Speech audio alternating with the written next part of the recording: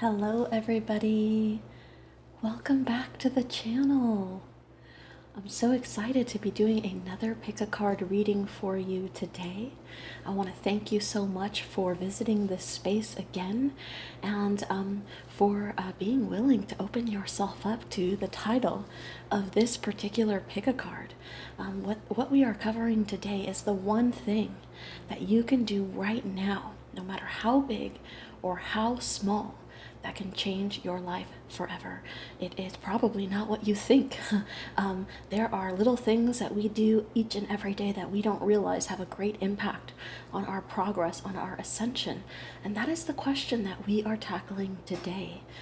Really quickly, before we get started, I wanted to let you know that all the cards that I am using on today's pick a card will be listed in the description down below. I know that I am going to get a lot of questions about these particular decks, so please know that I have listed them down there in case if you are interested in purchasing them. In addition to that, I will be giving away 2 of these decks over the course of the next week over on my Instagram at Wilkwitch Tarot. So if you are interested in winning a deck, I do a giveaway about every week to 2 weeks over on my Instagram. Please feel free to join me there. As always, these readings are general readings, so they're not going to resonate with everybody.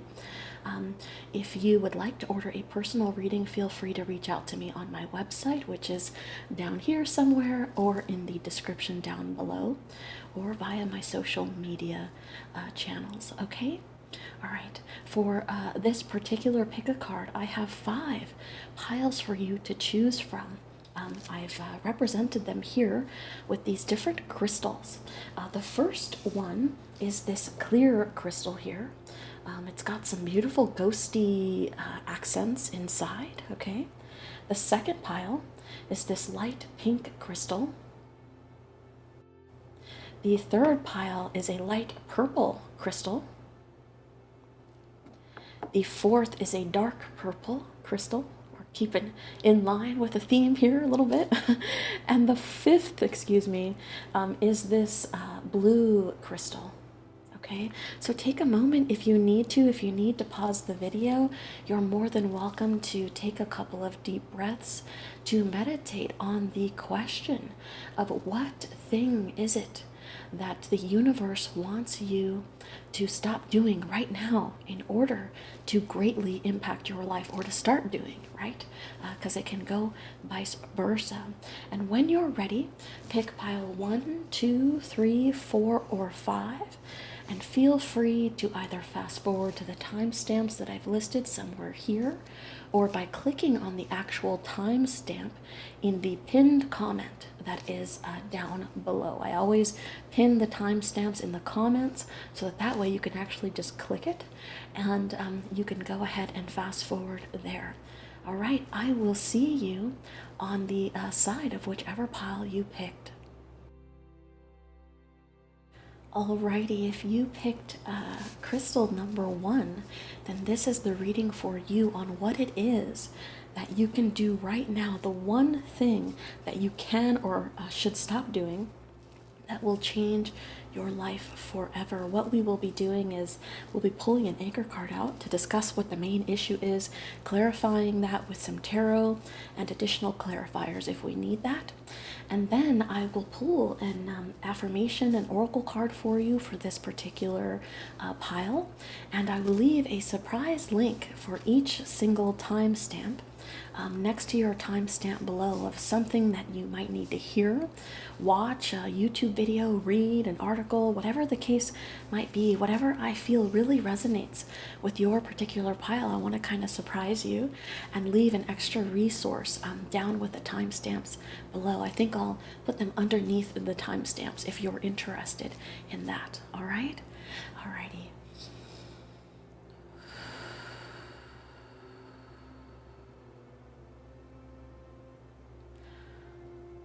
Pile number 1, please. What is the one thing that pile number 1 needs to start doing or not doing in order to change their life forever, please? For crystal number 1, please. The one thing that they can start doing now or stop doing now that will change their life forever. Okay. A little expedition, are we? Okay. Now, I find it interesting that at the bottom of the deck, you've gotten the card of tough love. And perhaps you're going into a period of time in your life where you need to give yourself some tough love or some necessary medicine. And that medicine for you could be getting outside and going on an adventure. Now, I am going to, because I already can read the comments, I'm going to preface this by saying that, of course, if you are in an area that is highly affected by the pandemic, regardless, right, you should be safe in the decisions that you make, and you should make sure that you are taking safety precautions before you go out and do anything that involves being around other people, okay? Now, this is the card of expedition.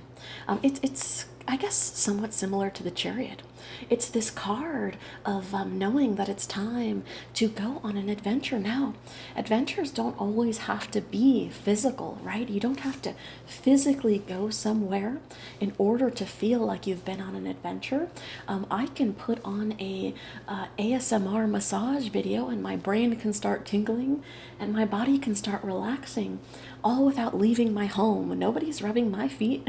Nobody is giving me a scalp massage, and yet I can feel like I went to the spa, like I had a relaxing procedure done simply by watching one of those videos. Just an example for example's sake, okay?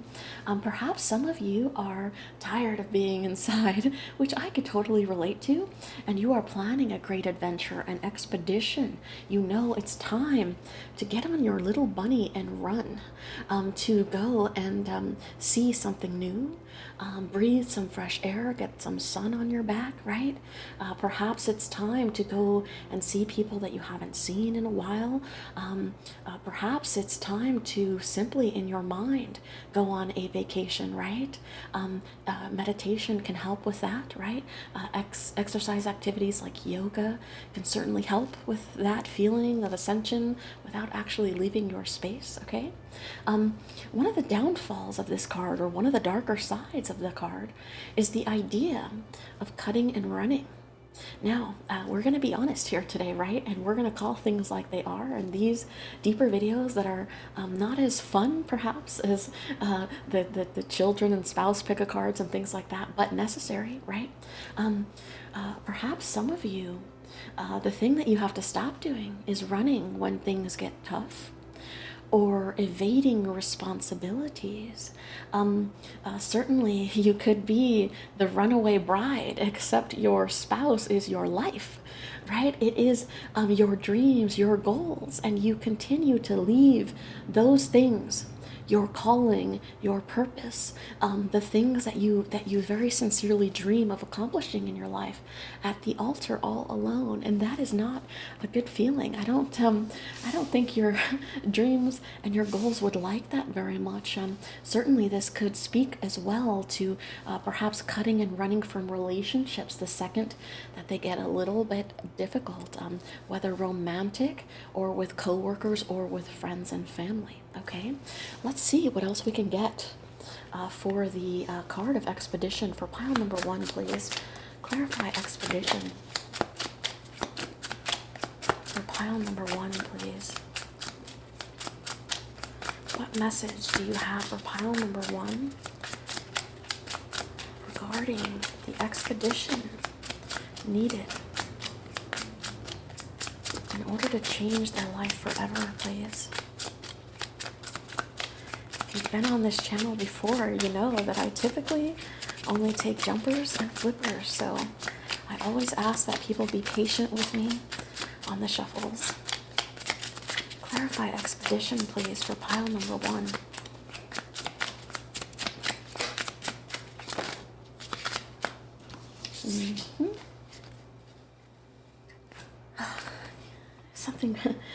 Something interesting here now. We have the Knight of Wands at the bottom of the deck. Now, talk about an expedition, right? In fact, this Knight, this particular representation of it, tell me, it doesn't look exactly like your card of travel, like your card of needing to get out. Now, for this particular pile, the call that you're being asked to answer is a passionate one. There's something that is stirring your soul, your loins, maybe even, right? We keep it real over here. There is something that has stirred your soul, that has gotten your attention, whispering to you and calling to you. And the question is, will you be brave enough to mount your horse and to run after that thing? Okay, now underneath that, you certainly could be a fire sign, an Aries, Leo, or a Sagittarius. We have the Four of Cups, the card of boredom, of apathy. Perhaps, again, you're sitting around cooped up in your little snow globe, right? And it's time to get out. You're tired of the same old thing. You're tired of the same small town. You're tired of the same small-minded people. You know that you are not around your tribe, that you are not doing the things every day that move you, that compel you to get out of this space, right? You feel like a fish in a fishbowl right now. And the universe is asking you to shake some stuff up, okay? To shake some stuff up, to make a pig fly. Because it certainly thinks that you're capable of it. It sees you doing it here right on the card. Okay, now this could be in regards to, like I said, something creative. Perhaps you know you have a creative calling with this Knight of Wands, and you know it's time to go out and get that. Perhaps it's just something as simple as needing a break, needing a vacation, needing a new, something new to look at, right? Even your own space. You could be organizing your space, moving furniture around to make things feel fresh again, to make things feel new, even if you can't get out. At least your surroundings in your personal space can feel new, can feel fresh, can feel fire. Perhaps you're lighting some candles, right, around the house to give that warm, beautiful, sexy ambiance. And that is a way to kind of depart the day-to-day and to relieve you of some of this boredom. A nice little glass of wine, a dry Riesling, perhaps, right, with this clear liquid inside of the globe, to relax and to feel, at least at a minimum, to feel like something has changed. Now, the warning here is to not overindulge, right? It's nice to have a glass or two. A few bottles might make your neighbors look at you a little crazy, okay? So obviously, do those things responsibly, right? Perhaps this is the remedy to that boredom and that apathy that you feel. You know, I had a strange experience the other day. I don't really talk about myself much on the channel unless I feel like it really will resonate with people watching, right? And I was watching a show, some reality TV. I know I'm a bad person, but every once in a while I like to indulge in things that just are, okay? I just want to do nothing and think of nothing and watch junk, like sometimes we like to eat junk, right?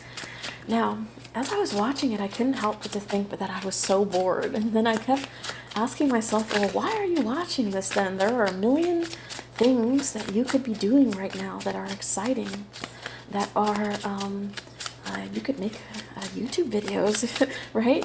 You could do some stuff for the channel. You could do some stuff for your life. And lo and behold, I was just sitting there, still watching something that wasn't even entertaining. It wasn't even fulfilling.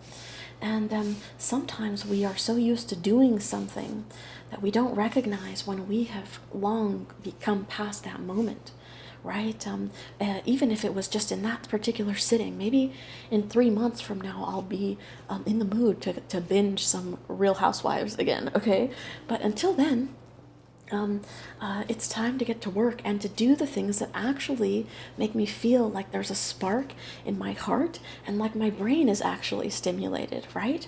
Now, you have also pulled the Knight of Cups, you've pulled the Tower, and you have pulled Strength. You could be a Leo, you could certainly be a Scorpio, excuse me. We have water, fire, and some more fire at the bottom.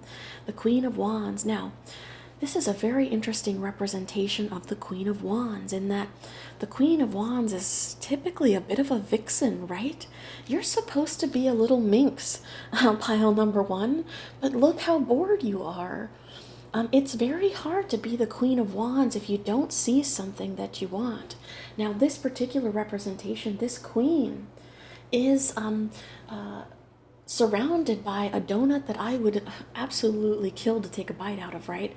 And what looks like a chocolate-shaped heart, and she's so bored by that she can't even look at it, which is a very odd juxtaposition for the Queen of Wands, right? The Queen of Wands is assertive, she's creative, she knows what she wants, she goes and she gets it, she's confident, she's sexy, right? Even the little baby that the Queen of Wands in this particular deck holds is asleep. And I think that that message is probably the deepest message that I could give you in this particular pile, pile number one. Why do you continue to hold sleeping babies? Are your babies sleeping? Right? Obviously, don't put your actual baby down, okay? Your actual baby is supposed to sleep, okay? What I mean by this is the things that you're holding next to your bosom. The things that you are feeding every day that slowly take your nutrients, that suckle from you, that feed off of you, that don't let you sleep, right? That distract you and keep you up late at night and make you an insomniac that can't get anything productive done. The challenges of motherhood, as beautiful as it is, right? Are those things that you are giving a literal piece of your flesh to, right? Are they sleeping? Do they need to be woken up? Is it time to shake the baby? Don't shake any actual babies, pile number one. I have to be clear on this channel about stuff, okay? Don't shake any babies. This is a metaphor for your dreams, for your goals, for your space. What is the baby that you're holding right now that needs to be woken up? It could even be you, right? Our babies are so often a mirror image of us, right? They are, in fact, they have our DNA flowing through them, don't they? And perhaps it's you that has been caressing yourself like this, and you're asleep, and you're almost like on autopilot, right? You become a little zombie baby, and it's time to wake up. It's time to shake yourself off, because there's a lot of beautiful treats out in the world for you if you're willing to hop on this pink bunny and go get them. Again, that could certainly represent a change of pace, a change of environment, reorganizing your space, right? It could represent actually getting out, something as simple as a walk. It doesn't have to be a trip to Bora Bora. Okay, you don't have to go to Turks and Caicos to feel like a part of your spirit has woken up again. It could be something that simple as getting some sun. And that expedition, having a message for you of some sort, shaking you awake. And here we have it. Two cards of movement here. The Knight of Wands and the Knight of Cups. I feel like there is an emergence happening here. First, you might find it impossible to do this thing. And the universe says, no way, Jose, you're going to do it anyways, even if you have to whip this horse to get that horse into shape. Perhaps your thoughts, right, your emotions with the Knight of Cups here. It's time to say, you know what? It's time for, I love you. I love you, part of me that wants to stay dormant and not rock back and forth like I was made to, right? But we're not on the same page right now. This train is headed towards an expedition, and if you're not ready to go on that journey for the moment, I'm going to need you to get off at the next stop. We'll do this part without you, right? Me and my passion instead of me and the heart, right? Me and a mixture of the brain and the part, every part of the body where wonder originates. we're going to do this on our own. We are going to take a leap towards something creative, towards a sexy person that we see off in the distance. Could be a Scorpio or a Leo, right? And possibly towards love here. We're tired of waiting, perhaps even tired of the bunny that we're riding now. Oh, that got a little bit sexual, sorry. A new relationship, right? It's time for a new person, and we're going to go get that. Okay, the Tower here showing us that even the things that we feel are good for us, that keep us stable but unhappy, stability, right? Unfulfilled stability. All of those things have to come crashing down, and she is electing bit by bit to start tossing things off the Tower. She's going to remodel this house. Again, perhaps you're remodeling your space, right? She is going to remodel this house. And she's going to do it in colors that make her feel alive again, right? She's going to reorganize the furniture in rooms and get rid of the stuff that she doesn't need that's weighing her down. She's going to whip her house into shape, her foundation into shape. And that is what the universe is asking you to do right now. To go on an expedition, to get outside, to change your environment. Organize your space, even if it's just something as simple as spraying linen spray on your furniture, right? I have this weird habit of mixing laundry detergent, a little bit of laundry detergent with water in a spray bottle, and I shake it up and I spray that on my furniture, the cloth stuff, obviously, right? And it makes my entire house smell like it was put in the laundry, and that makes me feel a momentary, for a day or two. Every time I walk into the living room, I'm like, oh, that feels amazing. Like I'm in a Febreze commercial. Okay, what are we tearing down here? Strength card. You have the strength to do this. The universe knows that the Queen of Wands can build anything that she desires. She just has to choose to do it. She has to wake up. She has to shake her baby and wake up to the things that she's nurturing now that are no longer responsive, that are no longer reciprocating, right?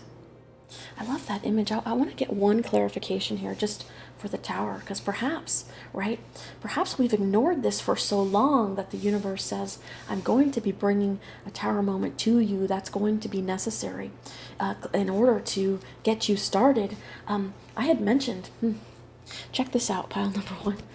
I had mentioned at the bottom of the deck here this idea of tough love. Well, this is the universe and this is you, and you're like, no, no, no, no, no. That needle is sharp and I hate getting my body pierced, right? But the universe is like, no, I'm very sorry to tell you, but I'm giving you this because I love you. And although it might be a little bit painful at the beginning, right? You're going to need this medicine anyways, because I know what's good for you, right?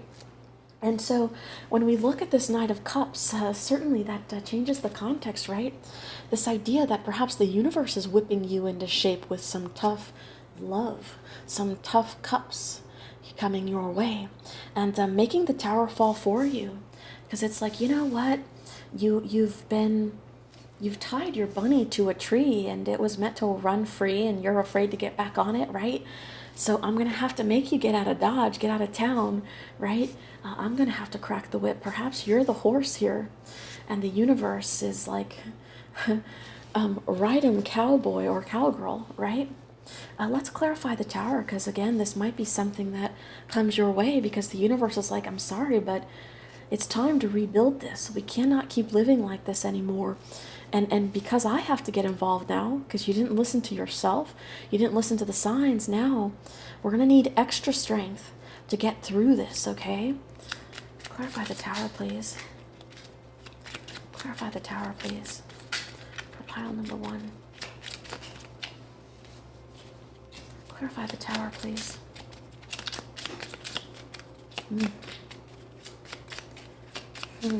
This is interesting. Okay, first, let me tell you, the Five of Swords is at the bottom of the deck. Again, the universe is cutting you up into shape, and it might hurt a little bit, but this is for your highest good, right? It's time to let some things go, to leave some swords in the sand. It's time to either go on, right, to the next adventure, the Six of Swords, get into the place where we move into calmer waters, right? To leave some swords in the sand, to leave some habits behind that aren't helping us. Again, this idea of like our baby that is no longer, right? With the Hermit here and the Two of Cups, as I had mentioned, perhaps some of you are moving to love. You're tired of being alone, and you know that it's out there, so you're finally getting on your bunny. You're getting on that app. You're getting you're adding old people on Facebook. You're I don't know how people do it nowadays, okay? But this Tower is something that you actually know that you've had to do for a long time. The Hermit here, you have actually known that this light is inside. The voice has been telling you for quite some time that it's time to go. You could be a Virgo and know that you will do this with the universe, right? Certainly you could find a lover at the end of this, but at a minimum, this is you backing you up and the universe backing you up as well in this transition to let this thing go. Even though it might hurt. Okay, pile number one, it's time to go on a journey. I'm very curious what that journey is for you. Let me know in the comments down below. It's time to get out. It's time to change your surroundings, even if they're in one place that you're stuck in. And if this applies to you as well, it is time to consistently, right? For those of you that find that you are taking, as the card would put it, it's not me, it's the definition in the book, right? The cowardly way out, where when things get tough or things don't happen quick enough, progress isn't made quick enough. I've done 30 crunches. How come I don't have six-pack abs? Honey, if it was that easy, I would have them too, okay? But that idea, right, of I just did 30 minutes of cardio. Have I lost the weight, right? Perhaps if you're cutting and running too quickly, the message here is to stop being the Knight of Wands, because that takes you back. Inconsistent, right? The Knight of Wands is in and out, inconsistent. They're not there for the steady journey, right? So this action continues to take you backwards, whereas consistent loving action will change your foundation and will help you build strength in this endeavor.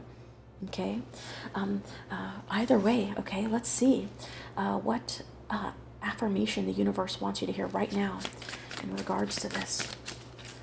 For pile number one, please. For pile number one, please.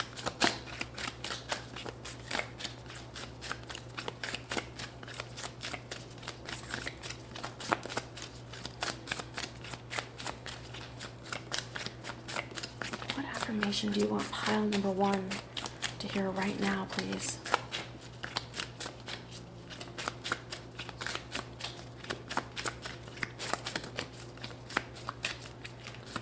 Pile number one, please. One affirmation, please. Get centered wanted to show itself there. Don't take it personally. A little guy with some rain coming down on him. If someone starts to speak unkindly to me, I'll remember that they've got something going on that has nothing to do with me. Like maybe they just pooped their pants. Yes, that's probably it. A rainy day for somebody.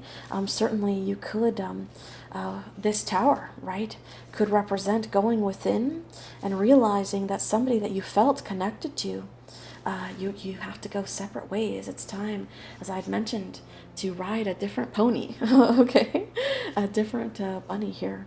And you'll have the strength to do that. Again, Leo, Virgo, Scorpio, water, and fire here. So don't take it personally. No, it's just a part of the journey. And it's time to get on your bunny here and to move on, because there are bigger and better things for you out in the future, okay? One card, please. Advice, wisdom, any area of focus For pile number one, please. For pile number one, please. Advice, wisdom, an area of focus, please. Thanatos. Let's pull the book. Stuck in a web, perhaps, right? That Four of Cups, that idea of being in the snow globe, maybe, right? We cannot seem to get ourselves unstuck and to get ourselves moving again, feeling like we're in this dark web, okay? Let's pull the book up for you on that.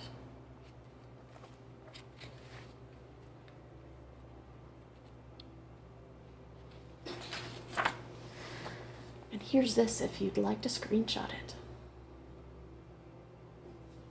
Thanatos, death. It is tempting to oversimplify death and sum it up as transformation. But the true archetypal resonance of Thanatos cannot be easily assimilated or contained. Death is ongoing and omnipresent, an eternal response to the gift of birth. I'm going to pull that Queen of Wands back out for you, right? Witnessing the ending of another being, creature, phase, or stage has deep consequences for the psyche. We are forever changed by Thanatos as it sweeps us under its wings, making us relinquish control in every form. Again, this idea that perhaps this tower is the universe saying it's time to let go. We're moving this way, okay?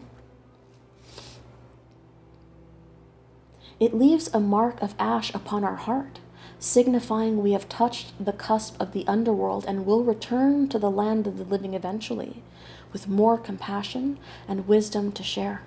This could be your quarantine story, right? If you're stuck inside, that could be a bit of a tower moment for you, right? Where now that you've had all this time to think, you really have had a chance to question your own foundations and what things need to change the second that you're able to go out on expedition, right? I'll read that part again. It leaves a mark of ash upon our heart, signifying we have touched the cusp of the underworld and will return to the land of the living eventually, with more compassion and wisdom to share. This capacity is needed in our world. One who has faced the annihilation of Thanatos can face anything. When this card appears, it signifies an initiation into the underworld. When light, grieving, mourning, bearing witness to all that is. When dark, fear or insensitivity to old age, illness, and the dying. Go Deeper, The Mower by Philip Larkin. Facing Thanatos, death, leads us to aletheia, truth. There are those with a great gift for navigating Thanatos energy. Thankfully, we find these generous souls in emergency rooms, hospitals, hospice centers, and the like. You certainly could have had, pile number one, somebody depart your life recently. And if that's the case, obviously my sincerest condolences to you, okay? This is this idea of brushing on that, but even metaphorically, right? Brushing on the things that we know are no longer meant for us, that need to be disassembled so that something new can be built, a different house of cards that will lead us to feeling like we're not holding things that no longer are full of life, are full of passion, even with the representation of this Queen of Wands holding a baby that seems to has lost its luster, right? Its life here. Even then, we have to grieve, we have to let go, and we have to make space for the new, okay? Alrighty, pile number one, that was your reading. Please let me know what expedition you plan on going on soon. Is it an actual trip? Is it a change of environment? Is it an expedition in regards to a new person that you are looking to snap you back to life and have you anxious to eat sweets again, okay? Alrighty, hopefully you enjoyed the reading, you found something of value in it. Don't forget, I am doing a giveaway of both this oracle card and this tarot deck in a bundle over on my Instagram. By the time that you watch this, I might be doing an Ask Me Anything on my Instagram today as well. If you've ever wanted to ask a question of a tarot reader and you don't want to pay for a personal reading, give that a shot. Putting your question in the question box that I have on my IG stories and seeing if I can get to your question, if your question gets picked out of the bundle. Okay? Alrighty, pile number 1, stay safe, be healthy. I will see you soon. Bye-bye. Alrighty, if you picked crystal number 2, then this is the reading for you on the one thing that you can do or that you should stop doing in order to change your life forever. We are going to be going into an anchor card, some tarot cards and clarifiers wherever needed, and then I will pull an affirmation card for you and an oracle card for you at the end.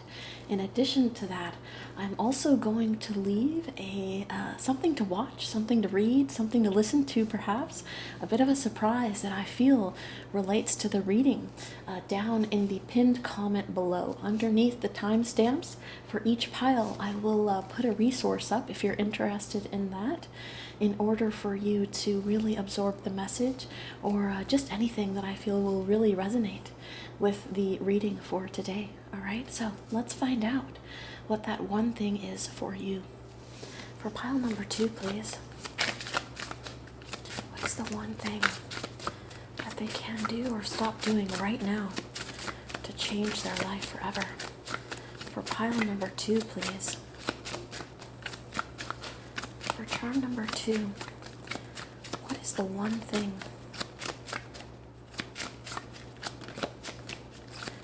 For charm number 2, one thing that they can do or stop doing right now to change their life forever. For charm number 2, please.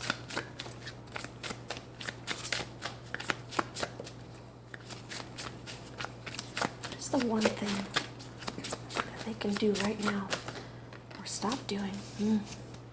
A wish. Now, perhaps you were attracted to this particular crystal because of its beautiful light pink color, an idea of softness, right? The idea of the heart space perhaps opening up, of love. Okay, now you've pulled the card of the wish here. And at the bottom of the deck, you have the card of denial, which is quite interesting of a combination, okay? Now, the universe is asking you at this moment that the one thing that you can do to change your life is to rub the rub the bottle, right? And get the genie out and make a wish. It is waiting. It is waiting to accept this wish, to hear this wish, and to try to make this wish happen. Certainly could be a nod to affirmations, to making a wish and blowing a candle out, right? Of asking the universe, praying every day for whatever particular thing it is that you're looking for. Perhaps the one thing that you're looking for is your Prince Charming or your Princess Charming, right? And that is why we have this light pink, love-colored, heart-colored stone here for you, okay? Now, the thing with a wish, right, is first you have to ask the question. So the universe perhaps right now is saying, you've stopped wishing. You have stopped telling me your desires. Perhaps an air of cynicism has taken over, and you find that your wishes don't come true. So what is the point of even wishing anymore, right?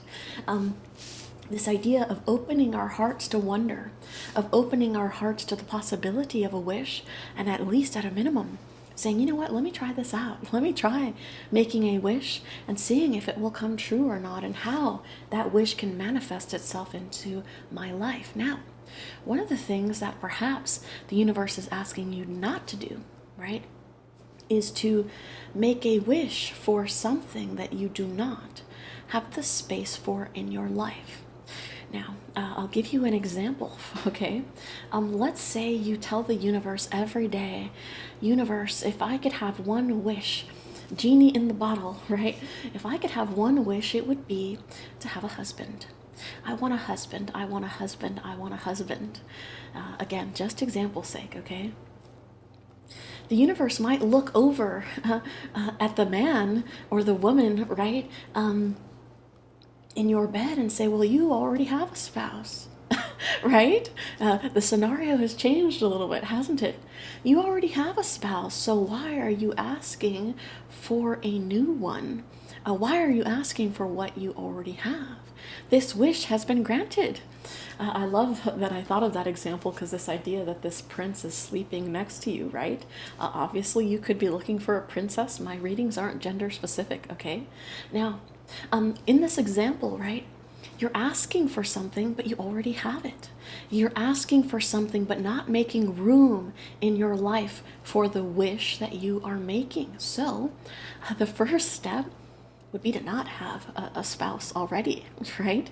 Otherwise, perhaps you would want to revise your wish to say, universe, I wish that the spouse that I had right now, we were on better terms with, we could communicate with each other better, right? That would be a wish that you have space in your life for, or perhaps it's time to decide to leave that relationship. And then once there's a place for that wish in your life, to tell your wish to the universe again, okay? Either way, it starts with an acknowledgement that you want something, that there is something that you are wishing for, perhaps love or a prince or a princess specifically, right?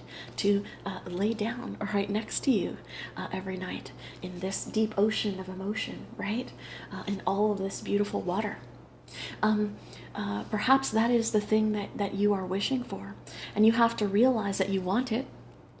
And then you have to say, do I have space in my life for this wish? Because if not, then I've got a little bit of work to do, don't I? And once I've made space for it, now am I actually saying the wish out loud? Am I actually communicating the wish to the universe? How many times am I asking for this? Is it every day? Is it every 5 minutes, right? How persistent am I going to be? How badly do I want this wish? Very interesting. Let's get some clarifiers on what perhaps this wish could be, or any other guidance that the universe has in regards to this. Now, I pointed out the card of denial, right? Because perhaps we're in denial about the fact that we've stopped wishing, right? Perhaps we have covered our ears, and we have stopped acknowledging the little whispers that we hear from us to us that say we want something more. And when we block our ears like this, when we deny reality, right, we block transformation, these beautiful butterflies that sit alongside every part of her head. We block that transformation because we are not willing to deal with the reality. Now, sometimes it's nice to be able to block that, right? Sometimes denial is necessary. The world can be a harsh place, and we need to disconnect sometimes, right?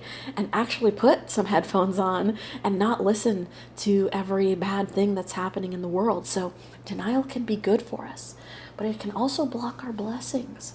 So what are we denying about the wishes that we are making or not making, and whether or not we have room in our lives for that wish? Something to think about, pile number 2, okay?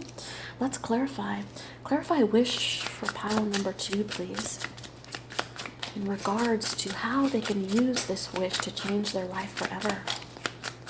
Clarify wish, please. As you know, I only take jumpers and flippers, so I always ask that people be patient with me in the shuffle.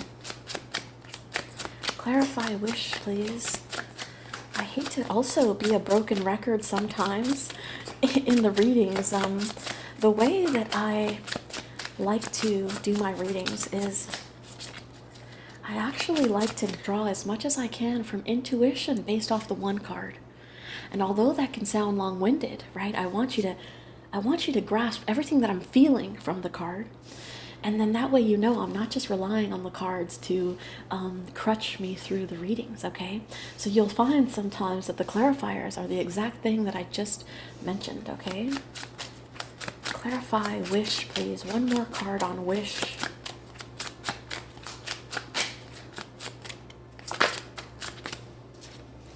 The Queen of Swords. We have a Judgment at the bottom of the deck. I love this card for you. Now, pile number 2, we're going to keep it real here, right? Because as I mentioned, I like to balance the channel. Some readings for fun, right? And others for that deep work that we need to do to actually use the tarot to propel our lives forward, to ascend on our quest to our higher selves, right? And I feel like this is going to be one of those that might hurt a little bit, but in a good way. It's a message that you need to hear, okay? Judgment at the bottom of the deck, you certainly could be a Sagittarius. Forgot to mention you could be a water sign also, Cancer, Scorpio, or Pisces with the wish card, okay? As I had mentioned, what is the whisper that you are blocking out? Because it's more comfortable to go la la la la la, I don't hear you, I don't hear you, I don't hear me, I don't hear the universe, I don't hear my guides. Because it's uncomfortable to hear the things, right, that we don't want to hear when we don't feel like we're ready to hear them. Well, the message has come again, and it is towering over you at this time. It cannot be ignored. You are being called, okay? That can come through a whisper, that can come through a speakerphone, depending on how the universe is delivering it to you, right? It could come through a tarot reading. You are being called right now. You are being asked to answer a call. Answer a call on something that you either have lost the wonder for in order to wish, right? We've gotten too pessimistic. Nothing good ever happens to me. I don't feel favored. What's the point of even wishing anymore, right? You're being called to reignite that, to revisit that, right? To confront yourself with that. Or perhaps you're being called to actually start to make that wish, okay? If you are already a wisher, perhaps you're setting your wishes low because you don't believe in them actually coming to fruition, right? And perhaps you make a wish thinking, I really want this, but you're not showing your commitment. You're not showing your commitment by actually unlocking the door, by making the space for this particular wish, by taking the action that shows the universe, I want this. And it's not just another empty promise or an empty wish. For some reason, this idea of water, right, of swimming in water, certainly could remind us of overindulgence. So perhaps for some of you, that could be the case because we have the devil that has shown its face here, Capricorn energy, okay? I was about to say this idea of like saying this time it will be different. How many times, right, have you gotten a little tipsy, a little too tipsy, and you've said, goodness, universe, if you would make the room just stop spinning right now, I swear I won't do this again, right? Or if you believe in a God, right, you said, God, I hate to ask you for something, but if you could just do this one thing, I promise I will go to church every Sunday. And regardless of if that thing happens or not, you never show up, right? Sometimes we're making wishes. We know that the wish is there, right? But we're not taking the wish seriously. We're not rising to the wish's occasion, okay? And you're being called right now to really search yourself, your inner labyrinth, your inner maze, to find that one wish that will help you grow like this young woman is growing here at the center of her own labyrinth, a blossoming flower. You can open up this way, you can blossom this way. I love too that you're matching the aesthetic here, pile number 2. Thank you. Stylish. We are being called to listen right now at what that wish is. What is your heart telling you that wish is? Take the flowers down from around your ears and ask yourself why you're so afraid to make it. Do you feel like it's not in line with what you deserve? Because judgment tells you that it is your purpose, it is your path. All you have to do is unlock the door. The key is right behind you, right?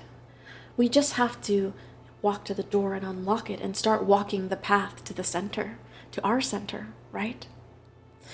This is absolutely yours. The universe is saying this belongs to you. Here's the key, right? Are you going to walk through the door? Are you going to make the wish? Figure out why you're hiding the key on this wish, right? If you wish for a spouse, for example, why do you have the key to your spouse behind your back? Perhaps you're not ready for that spouse. And if you're not ready, then what are the things that make you afraid of that wish? Is it that you have some healing to do in regards to how you were loved as a child, where your parents or people in your family or your friends or your schoolmates made you think you were less than, that you weren't deserving of some beautiful blossoming love, right? Of this beautiful pink, okay? And that's why you hold your own key behind your own back. Is it because you're unhappy with the way that you have blossomed physically, and that is holding you back from going out and seeking love because you feel like, who's going to want me, right? I'm not perfect. I'm not this what looks like a beauty pageant princess, right? What are the things that are making us hold this key behind our back? The fears that are surrounding that, okay? Here, we see it. We see what I was channeling here in card form, okay? The Devil, you could be a Capricorn. We have the Five of Pentacles, Earth energy here. And we also have the Queen of Swords. Now, in regards to this, there is a judgment. There is a path. There is a purpose here for you that you were meant to wish and make happen. Okay, that could be creative, as I had mentioned. That could be love. That could also be inner healing. I see that very, very strongly here. This idea, again, of blossoming, of opening the heart, of softening the heart from the bitterness that life can bring to us, right? Look at her expression. She's angry about something, right? Perhaps her experiences with guys like this have made her a little bit sour, right? Regardless of what it is for you, a passionate pursuit, even a new career, right? Your own business, a new home, okay? Know that just because you ignore it does not change the fact that the whispers are there, okay? It does not change the fact that your fate is calling, that your purpose is calling, and that you are being asked to answer the call. It does not change it. It just makes the road to it more difficult. Have you ever had those tasks, right? They're little tasks, but we get anxious for whatever reason about doing them. And we put it off and we put it off. And a year later, we do it, and it takes 5 minutes to do. And we're like, why did we wait so long to do that? Goodness, the amount of anxiety that I've built up over the weeks, months, years that it took me to get this done. I could have been free that whole time. Okay, with the Devil here, perhaps some of you, it's overindulgence, needing to leave this overindulgence, drinking. Perhaps your wish is to get healthy, to cleanse the body, to purge the body, right? This could be physically or emotionally, to transform the body. The reason that I say that is because this particular Queen of Swords, she's cutting desserts, right? This is you're having a very Marie Antoinette moment here. A very let them eat cake moment here for you, pile number 2, where you're kind of saying, okay, this is the desserts that I have to cut, even though they might be sweet and taste yummy. They're not making me happy. This truth is not one that I'm happy with. Again, remember the Queen of Swords is in the mind, and it brings about this idea of cutting out the things in our life that are not serving us, of earning our stripes through pain, through discomfort, right? There could be some toxic thoughts, some old habits even, that are holding us hostage here, that are holding us codependent here, right? And that are leaving us out in the cold from ourselves, from our dreams, from our wishes, with the Five of Pentacles. And it's time to chop those things up, to eat the things that are good for us, right? Again, this could literally be a physical transformation, but emotionally and mentally, I think, we're blocking ourselves from even making the wish. And when we do start to believe again, right? when we do say, you know what, not believing isn't helping, so why not take the risk, right? Why not go on the adventure of taking the leap towards belief, towards the idea that I can, even if it's just one little thing, even if it's just one little thing like keeping my clothes in the laundry basket for 2 weeks, right? Even something as simple as that, okay? Perhaps that one thing, that one wish, you can flex on the universe a little bit and say, okay, let's test this out. Let's see if I can embrace this wonder again and start to wish again. Okay, and then once you get that little thing, you can start releasing that key from behind your back and start unlocking the door to the big whispers, the big things that are calling your name, that you know are out there for you, that are a part of your purpose, that you keep blocking from yourself because you're keeping yourself stuck in old patterns, stuck in addictive patterns, okay? Leaving yourself out in the cold, like this young lady here. Very, very interesting. I'd like to get an affirmation for you in regards to this particular wish, right? In regards to, some of you could literally be wishing for a new home as well, right? This idea of unlocking a door in the Five of Pentacles. But perhaps it's time to cut out the things that aren't making space for that, as to say, perhaps it's time to stop overspending on things that give us temporary relief, but make us a slave to those little things, right? You're wishing for a Birkin, you might be able to get it, but what's the point of having a Birkin if you don't have the home that you crave, right? Different priorities here. We're cutting those things up. We're making a budget to save for this actual home because we feel like that is our calling. We want to unlock this door someday. One affirmation, please, for pile number 2. In regards to this wish, in regards to the reading, what message do you want pile number 2 to hear right now, please? That can change their life. Oh, well, there you go. Manifestation, right? That's fitting. The universe is not going to let this message go. Here's that in the event that you'd like to screenshot it. Manifestation. If you could have anything you wanted, what would it be? Get specific and get greedy. You are holding a magic wand, and you can conjure up anything. Could it be that when you declare your wishes out loud, you're actually casting a spell for your dreams to come true?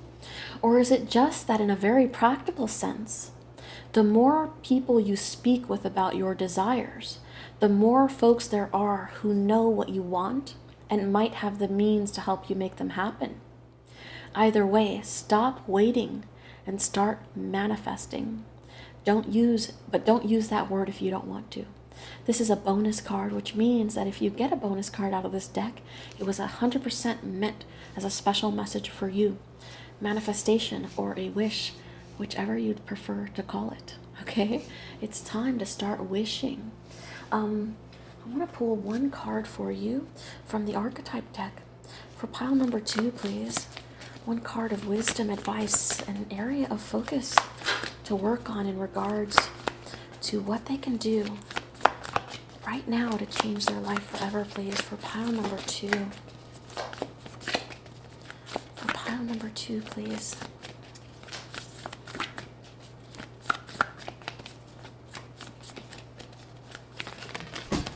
Oh boy. All right. The venom showed its face. This is about the way we talk to ourselves, right? Certainly appropriate in the reading. Are we spitting venom at ourselves? Is that why we've blocked our wish? Because we're too busy saying mean things to ourselves instead of saying the things that are possible, right? Instead of saying you're beautiful, you're capable, this is your path, this is your purpose. Perhaps we need to stop speaking venom to ourselves, because the Queen of Swords can sometimes be a bit of a bully. Are we our own bully here, right? Are we sharp with our words? Are we letting ourselves eat cake? Are we forcing ourselves to live hungry, right? with the venom here. Our words need to change into wishful words, right? Positive words. And then you've pulled the card of the Mask. Two faces, perhaps one that dreams, right, in this beautiful color, but one that always doubts that dream, doubts that wish, doubts that it is possible. Certainly a possibility. Let me pull that book up for you. The book always expands on the meanings so beautifully, so I like to include the actual book reading for these particular cards. Here's that in the event that you'd like to screenshot it. The mask, the persona, the performance, the reveal. We often think of a mask as something that conceals our identity. Yet contemplate the possibility that the mask permits our true identity to be revealed. It allows. The mask gives voice to that which was previously rejected. When this card appears, an active side of you that is seeking expression, yet was never given a role to play on the stage of your life. I hate to interrupt the flows of them, but there's something very important here. Perhaps this wish is a mask, right? The venom is perhaps the thing that you're playing out every day. That's the play. That's the lines that you've given yourself. That's the role that you've given. And the art of the wish, perhaps that is the mask. Masks often have such a negative connotation, right? And certainly when people wear masks around us, when we wear masks to ourselves and refuse to be our true selves, that's not good, right? But every once in a while, the mask actually allows us to play. It allows us to have a fun Halloween, right? There's something about play, about theater, about dressing up as somebody else that is uninhibiting, okay? And perhaps this mask, the mask of affirmation, of manifestation, of wishes, that positive mask, almost like a fake it till you make it, will let you explore a part of your identity that does what this card says here. The mask permits our true identity to be revealed. Perhaps our true identity is this soft pink and not pessimistic, right? It's not dark. Perhaps our true self is full of wonder, full of wishes, full of goals, full of emotion, deep emotion that wants to be fulfilled, that wants to be fed, right? The mask permits our true identity to be revealed. It allows.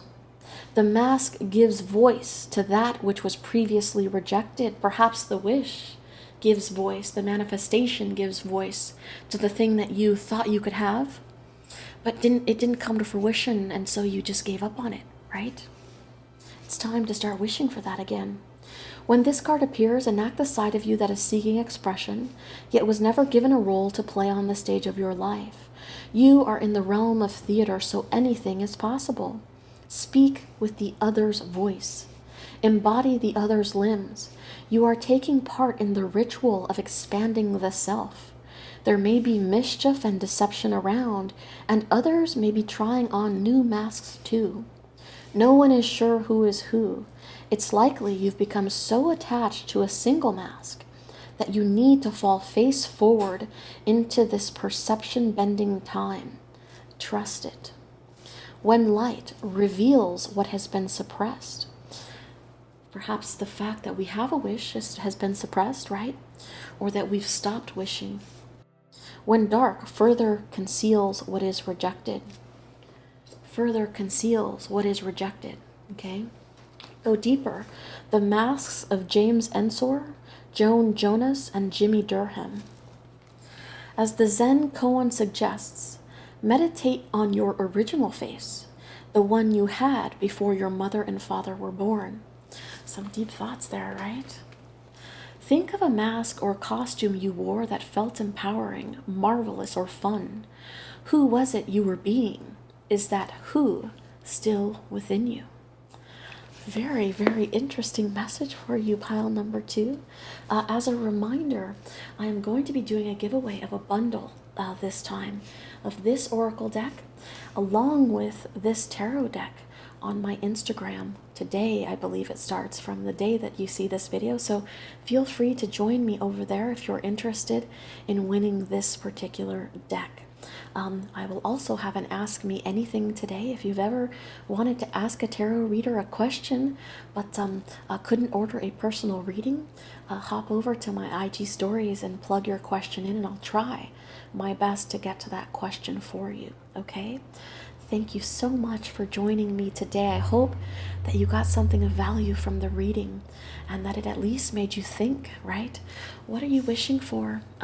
What have you stopped wishing for that you realize is a deep calling, right? As much as you might try to ignore it, please let me know in the comments down below. As always, I wish you luck. I hope you have a wonderful weekend, and hopefully I see you in the next video. Bye-bye. Alrighty, if you picked crystal number 3, then this is the reading for you on the one thing that you could be doing right now or not doing right now in order to change your life forever. I am going to be pulling an anchor card for you, some tarot clarifiers wherever we need it. Then I will pull an affirmation card for you and an oracle card at the end. In addition to that, down below, underneath the timestamps in the same comment, I'm going to put a little surprise on one thing to watch, to listen to read, whatever the inspiration is that strikes from your particular reading, on something that I feel will help the reading more deeply resonate with you. So if you're interested in that, check the pinned comment down below for any additional resources that I can think of that I feel might inspire you, okay? Alrighty, for pile number 3, please. What is the one thing that they can be doing right now, or that they need to stop doing right now to change their life forever? For pile number 3, please. For pile number 3, please. Victory. And we've got the card of tough love at the bottom here. Now, perhaps you have recently encountered a victory in your life, or there is a situation where victory does not seem like it's possible, or it's been delayed in some way. And perhaps this victory or lack thereof is some tough love from the universe here, right? Medicine that we need one way or the other. Something that might hurt a little bit during the process, but the universe thinks that this is exactly what is going to make you feel better, what is going to change your life forever. Let's see where the reading takes us on this. Now, as I had mentioned, you've pulled the card of victory. Now, this certainly could mean that a victory is coming your way. If a victory is coming your way, you might ask, why the dramatic representation on the card? Well, I'll tell you why. Now, sometimes we can be victorious in things, and that could be great, but the way we choose to respond to victory might not be the most merciful, right? It might not be the most gracious. So perhaps you are looking for a victory in a certain aspect of your life. You need to go and pursue that victory with a certain coldness, right? A certain lack of mercy towards a victory, right? But also perhaps when you get to that victory, or if you've recently achieved a victory, you're being told to be merciful and gracious in that victory. There's no need to beat a dead horse or a dead teddy bear in this particular instance. This reminds me of that little, the Simpsons clip where there's like a schoolyard fight and one of the kids says, stop, he's already dead, okay? You are being asked to perhaps be merciful in your victory if you win over somebody, okay? Even if it is to win over yourself in these next chapters of your path, of your ascension, okay? Are you being a kind victor? Now, as they say, to the victor goes the spoils, right? But how much are you taking? And when you do that, are you rubbing your teddy's face in their own poop? Okay? Are you being a gracious victor? Perhaps the idea of winning right? You might have the idea of, I need to be the victor so that I can defeat somebody, so that I can rub somebody's face into something. Now, while that type of competition can certainly propel us, it can push us to try to prove the naysayers wrong. Occasionally, it can put us in a little bit of a rat race, right? As the saying goes, the problem with winning, with being involved in a rat race, is that even if you win, you're still a rat, right? So, a victory perhaps incoming or that you've received where you need to make sure that when that victory comes, you're generous, you are gracious to the person that has been defeated. If you have tried for something and were not victorious, if you are the teddy bear in this scenario, what is it that you have learned from this situation that tactically and strategically can help you become victorious the next time that you try, right? Perhaps don't bring a butter knife to a sword fight next time, right? The act of being prepared for the challenge that is ahead. And for those of you that are planning a victory simply because you want to prove other people wrong, perhaps the only person that is actually getting defeated in this particular scenario is yourself. Perhaps you don't even want this victory as badly as you want to show people what's what, okay? Let's see where we are going with that. Either way, we're going to get some tough love here from the universe. Now, perhaps a victory that you wanted very desperately, that you could not achieve, was actually for your best self. It is a victory that is not a part of your destiny, a part of your path. And you're being called to recognize that this is actually good medicine for you, as painful as it might be to not have that thing, okay? For pile number 3, please clarify victory. For pile number 3.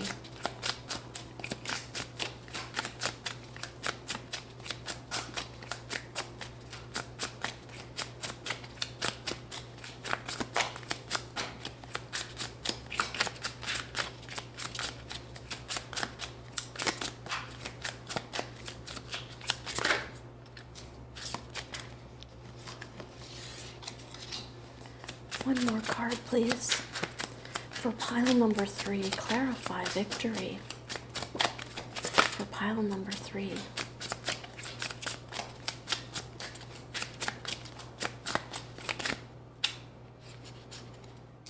sure I didn't miss anything here. Alrighty. At the bottom of the deck, we have the 3 of Cups. So perhaps, in fact, a victory is coming. Perhaps it is a victory that will be cheered to and that will be recognized by you, by your friends, by your family. The thing about celebrations, right? I heard a story once of somebody that had won a basketball game, and they were on a high from that basketball game, and they didn't realize that they were on such a high. They felt so untouchable for a week. They walked around with this victory in their mind. And they didn't realize that they had actually excluded all of the people around them, the people that had helped to build them up towards a victory. Now, some of you are in need of a celebration, are in need of a victory, right? Because if you see the expression on some of these mermaids' faces, they look a little bit concerned, like I really need something to pull me out of the depths here, right? To pull me out of turbulent water here, okay? I need a celebration. Perhaps you need to get around your people, right? In order to feel good, in order to celebrate something, get out of the house a little bit, right? The Ace of Pentacles here lets us know that a new opportunity could be coming our way. Now, when that opportunity arrives, we have to be careful to not exclude, to not have an air about us of nobility, of our poop don't stink, right? We need to embrace the gifts that we are being given with humility and with grace. We need to recognize them for the blessings that they are. You will have a victory coming in here. Pile number 3. Perhaps that is in work and in finances in particular. There is a caveat here. There is a warning here, okay? And that warning is to not exclude others, to not have almost like a hoity-toity, untouchable, let me rub everybody's face in this victory. Because when you do that, people don't want to celebrate with you. Notice how she's having the time of her life, and there's people behind her and underneath her, right? That are like, wow, they've got the side eye going. You've made some enemies possibly here in the process, okay? So the main thing that you can do is, because I feel like this is a victory that is incoming, one that has to do with finances or career. Take that opportunity with grace, okay? Take that opportunity with humility. Don't bulldoze your way into it and kick up dust on the people that are behind you, that are supporting you, that are lifting you up. Show your gratitude, okay? Show the gratitude to the people in your life that help you pull it all together. If you are a single mother, right? This idea of one and this big belly and a bird flying out of it, for example, okay? If you are a single mother and your parent or your sister or your brother is constantly babysitting for you, when you get the win, realize that those people are a part of that celebration. You would not have been able to achieve this thing, right? If it weren't for them making a sacrifice, being in the trenches with you. You're being asked to not exclude other people from the wins that are incoming, okay? This is an interesting one because it's a prediction about something good happening, but us responding to it in a very bad way. So when it does come, now you have the warning, right? That we need to be gracious in our victory, okay? The Eight of Cups here very much tells me this idea that one, it's quite possible, right? That we forget ourselves. We forget ourselves and the people that have built this opportunity up with us, okay? And we go about our way excluding others, right? We walk away from the people, the things. Perhaps we feel like we're better now, okay? And we can be a little bit cold, a little bit merciless to the people that have helped us get to that place. This idea of isolating the self. Right now, we're being called to bring people into the tent. Perhaps even to help lift others up as they have helped you up, now that you are in this quite noble position where you are charging forward bravely towards the future. The downside to the Knight of Swords, right? Because the Knight of Swords certainly implies a career change or a financial change. This is good trouble here, right? This is you saying, I'm taking the realm, I'm taking a risk, and from that risk I will get a reward, right? I will open the door to a new opportunity. But the Knight of Swords can also be quite arrogant, okay? We need to not be arrogant when we clobber this little bear. He's so cute after all. Why would you want to do that, right? Otherwise, we risk isolating ourselves. Notice here on the Knight of Cups, basically this idea of bringing people into your tent, okay? Sharing the love, sharing the cup.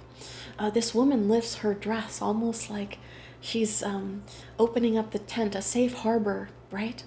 For all these other little fishies that have helped her along her journey. You are being called to do the same, okay? When this opportunity arrives, if there is a moment of celebration, make sure that you thank the people in your circle that have helped you to achieve it, that you keep a level head, and even with the people, right? Even with the people that might deserve a swift blade to the to their stuffing, right? They deserve to be unstuffed. They have said nasty things about you. They have told you can't, you can't, you can't. They've filled your head with negative emotions about what it is that you are and aren't capable of. Remember that hurt people want to hurt people, right? And you'd have to be pretty damaged to want to damage somebody else, okay? So we want to make sure that we're not damaging people even when we feel that they deserve it, and we are in a place where we are carrying the sword on the horse and have the upper hand, have the advantage. Bring people into your tent. That is the one thing that is going to change your life. Perhaps, right? It's like that saying, as you work your way up the ladder, right? Be careful of who you dismiss, because that person could be your boss later, right? And they could be the link in the chain that stops you, the rung in the ladder that stops you from getting to the next step, right? So this could be a warning that one of these people, as much as you might want to kick a little dirt on them, if they've been kind of pulling you down a little bit in the future, either could help you, right? So you need to be just as gracious in your victory, or they're going through something on their own, and that is why they've acted that way, and you're being asked to rise to the occasion, to be the bigger person, and to bring these broken people into your tent. Not an easy task, I know, but the task that you are charged with nonetheless, okay? Let's get an affirmation here for pile number 3, please. An affirmation, please, for pile number 3. For our victors. Connection. I love that the card of self-love has come out underneath, because being kind to others is more a form of self-love than it is love to others, right? It serves a dual purpose. You've pulled this card of connection. There it is in the event that you'd like to screenshot it.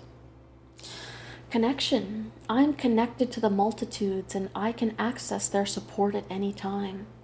Even a stranger offers a sense of comfort when they smile at me or make a dumb comment about the weather. Everyone is waiting to connect. All I need to do is open myself up and pay attention. Note to self, work on witty banter about weather-related stuff. Okay, so perhaps this person that you are defeating, okay, again, broken people, right? They need that connection. They need it more than you do, and I'm sorry to say, but heavy is the head that wears the crown, right?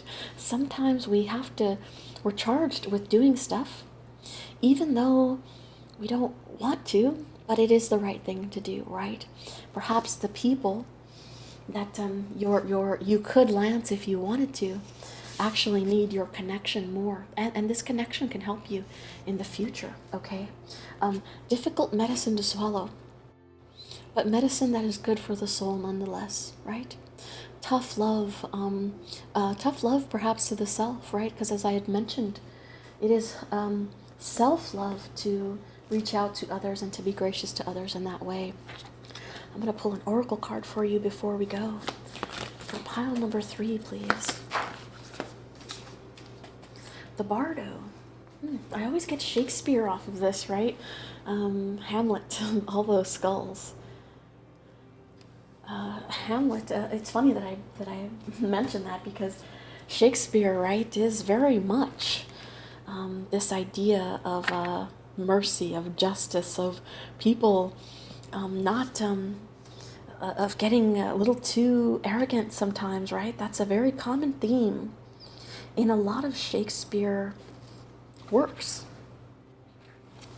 Perhaps reading some Shakespeare, right? As we go through quarantine, that can keep us busy, or watching some movies based on his works. Here's that in the event that you'd like to screenshot it. The Bardo, the liminal, the in-between, the transition. It is said that the Bardo is a place between this life and the next, a liminal realm through which souls pass. Envisioning this inherently mysterious space creates the potential for us to rise above the concerns of this world and see our relationships through a cosmic and timeless lens. We may receive messages from those who are no longer with us, or see visions of lives not yet lived. In the Bardo, there is potential to forgive the unforgivable, to say the unsaid, to see the unseen, to love the unloved, to let go of all the things that cause us pain. The bardo suspends us in its spaciousness for just long enough to open us to higher wisdom. Its energy does not belong to Earth as we know it, but rather to the cosmic network of which we are a single thread. Again, in our relationships, right? We need to view them not as a tit for tat, as a transactional one-time interaction, but no, we will see these people again. And we need to come from a loving place, a merciful place, perhaps in the face of victory to specifically, right? It's one thing to show your true self in the face of pain, of loss, right? But it's another thing to see who a person genuinely is when things go their way, right? As they say, it's not how you start things in life that show your character.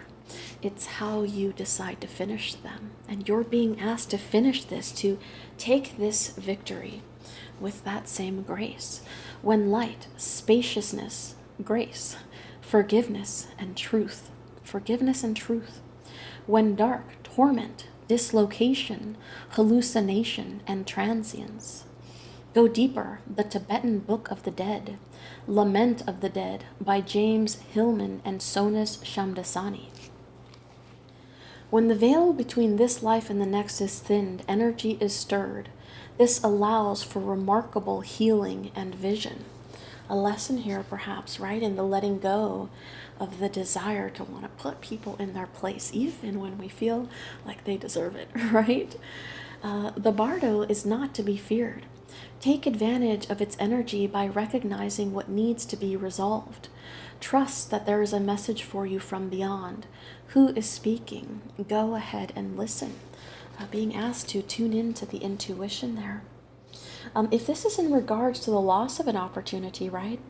I certainly feel that the message is one, perhaps to reconnect with friends that can help you, that can uplift you to get a victory in the future. Or having the courage to walk away from something that you know, perhaps I've wanted this for the wrong reasons and it's not meant for me. And I instead am going to focus my energy on the things that truly do bring me joy, right? I'm going to pursue something of the heart, the Knight of Cups, versus of the mind, something cold, something that doesn't stir me, doesn't stir my soul, like the Knight of Swords here, all right? Alrighty, pile number 3, that was your reading. Thank you so much for joining me today. As a reminder, today I will begin a giveaway of a bundle of this oracle deck and these tarot cards on my Instagram. So if you'd like a chance to win, please feel free to join me there. In addition to that, by the time that you see this video, if you see it when it's posted, I will also be doing an Ask Me Anything on my Instagram today, which you can join by simply looking at my Instagram stories for the question box. If you've ever wanted to ask a tarot reader a question but couldn't get a personal reading, I give you the chance to do that there, and I'll answer as many questions as I can, like mini personal readings for free, all right? Alrighty, pile number 3, I wish you luck. Please stay safe, please stay gracious and humble, even when it's difficult, and hopefully I see you in the next video. All right, bye-bye. Alrighty, if you picked pile number 4, then this is the reading for you on the one thing that the universe either wants you to do or stop doing that will change your life forever. I am going to be pulling an anchor card for us in this particular spread, some tarot clarifiers wherever it is that we need them. I'll also be pulling an affirmation card for you and an oracle card at the end. In addition to that, down below underneath the timestamps, if there is something that I feel that you could watch or read or listen to, a song perhaps, a YouTube video, whatever it is that I feel very compelled to share with you in regards to your particular pile, I will leave a link to that for each pile underneath the timestamps below. All right? All right, let's get started.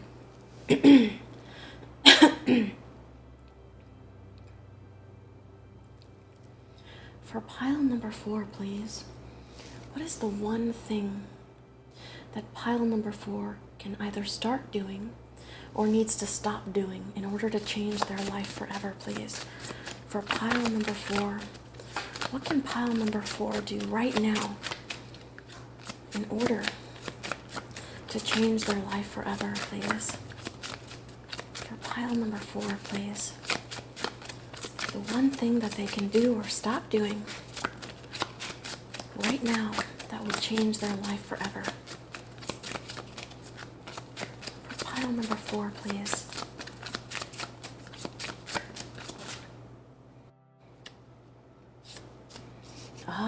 Pile number 4.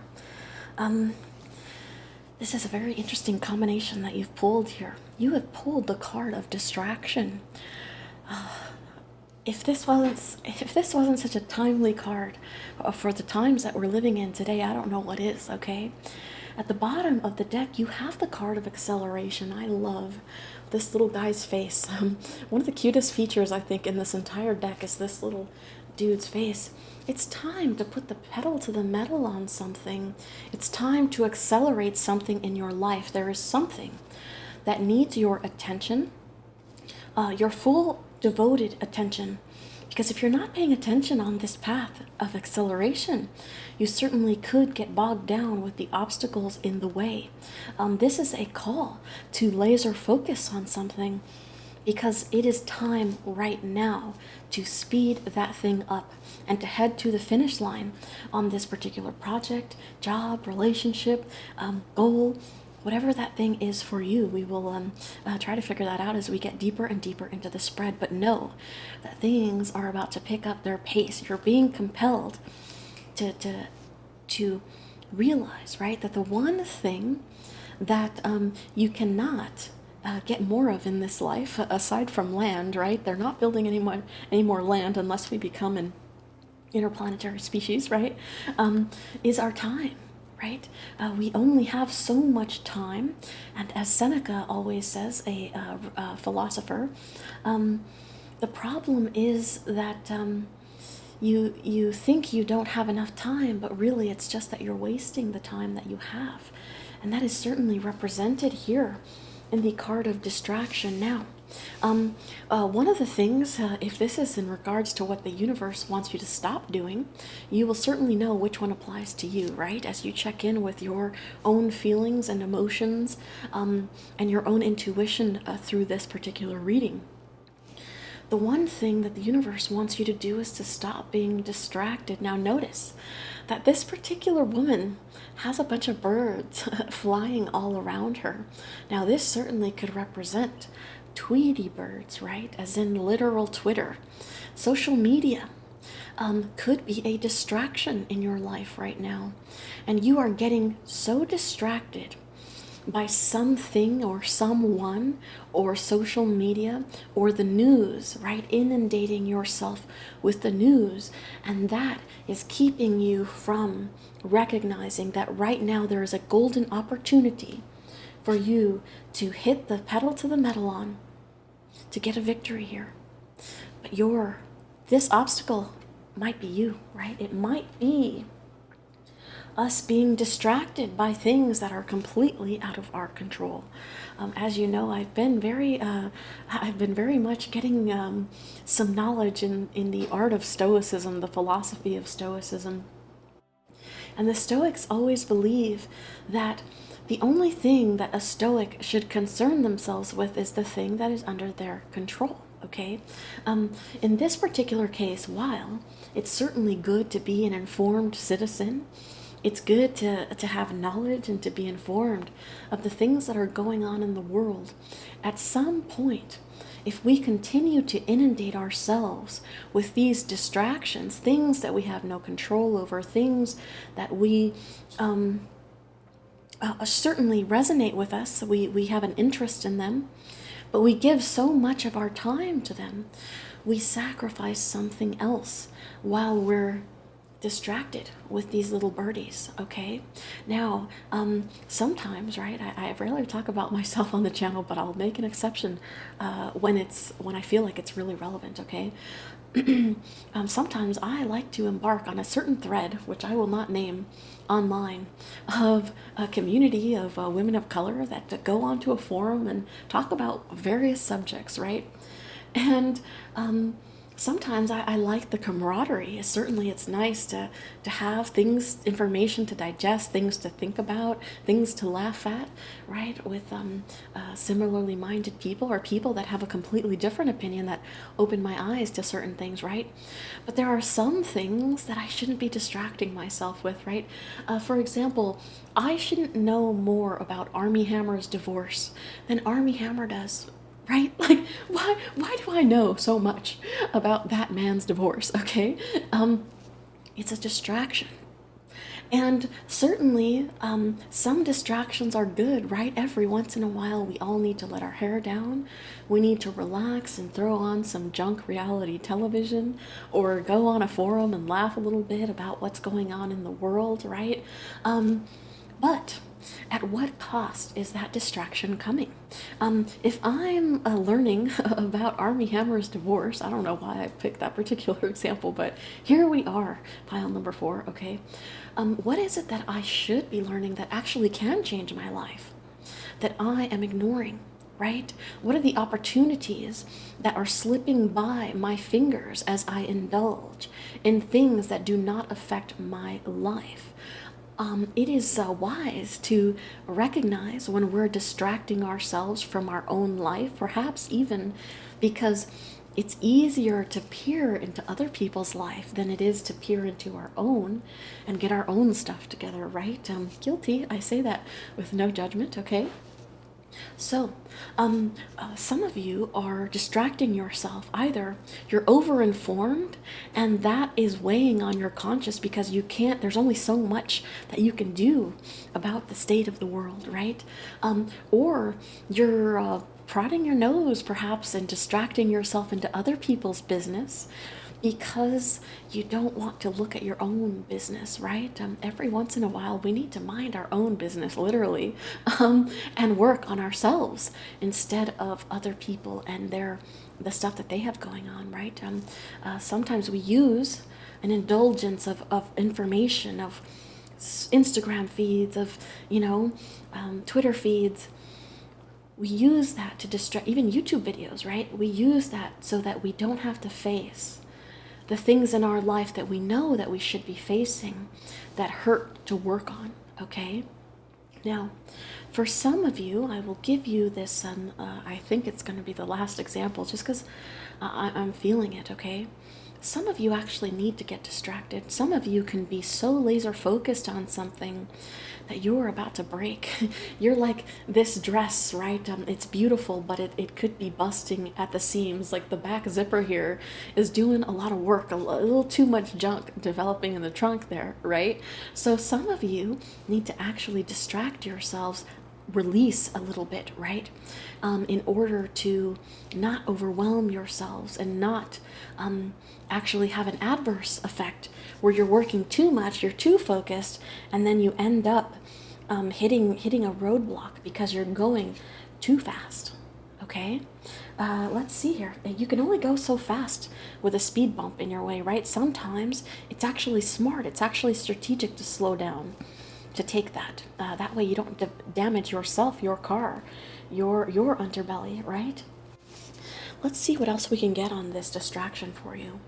For pile number 4, please, clarify distraction. As you know, I typically only take jumpers and slippers, so I always ask that people be patient with certain decks that I know tend to sometimes be finicky in the shuffles, okay? For pile number 4, please, clarify distraction. Clarify distraction, please.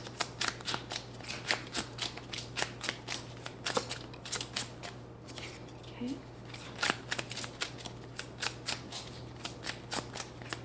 For pile number 4, please, one more. Clarify distraction, please. For pile number 4. two of them. All right, that's all right. Now this is interesting. I don't normally take reversals, but this one came out reversed, so we're going to go with it. I always say there are no coincidences in tarot, even when you think something is an accident, okay?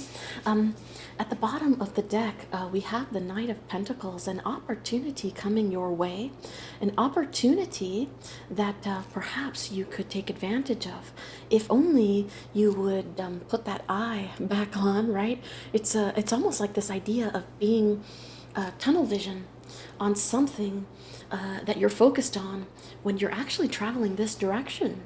You need that eye put back there.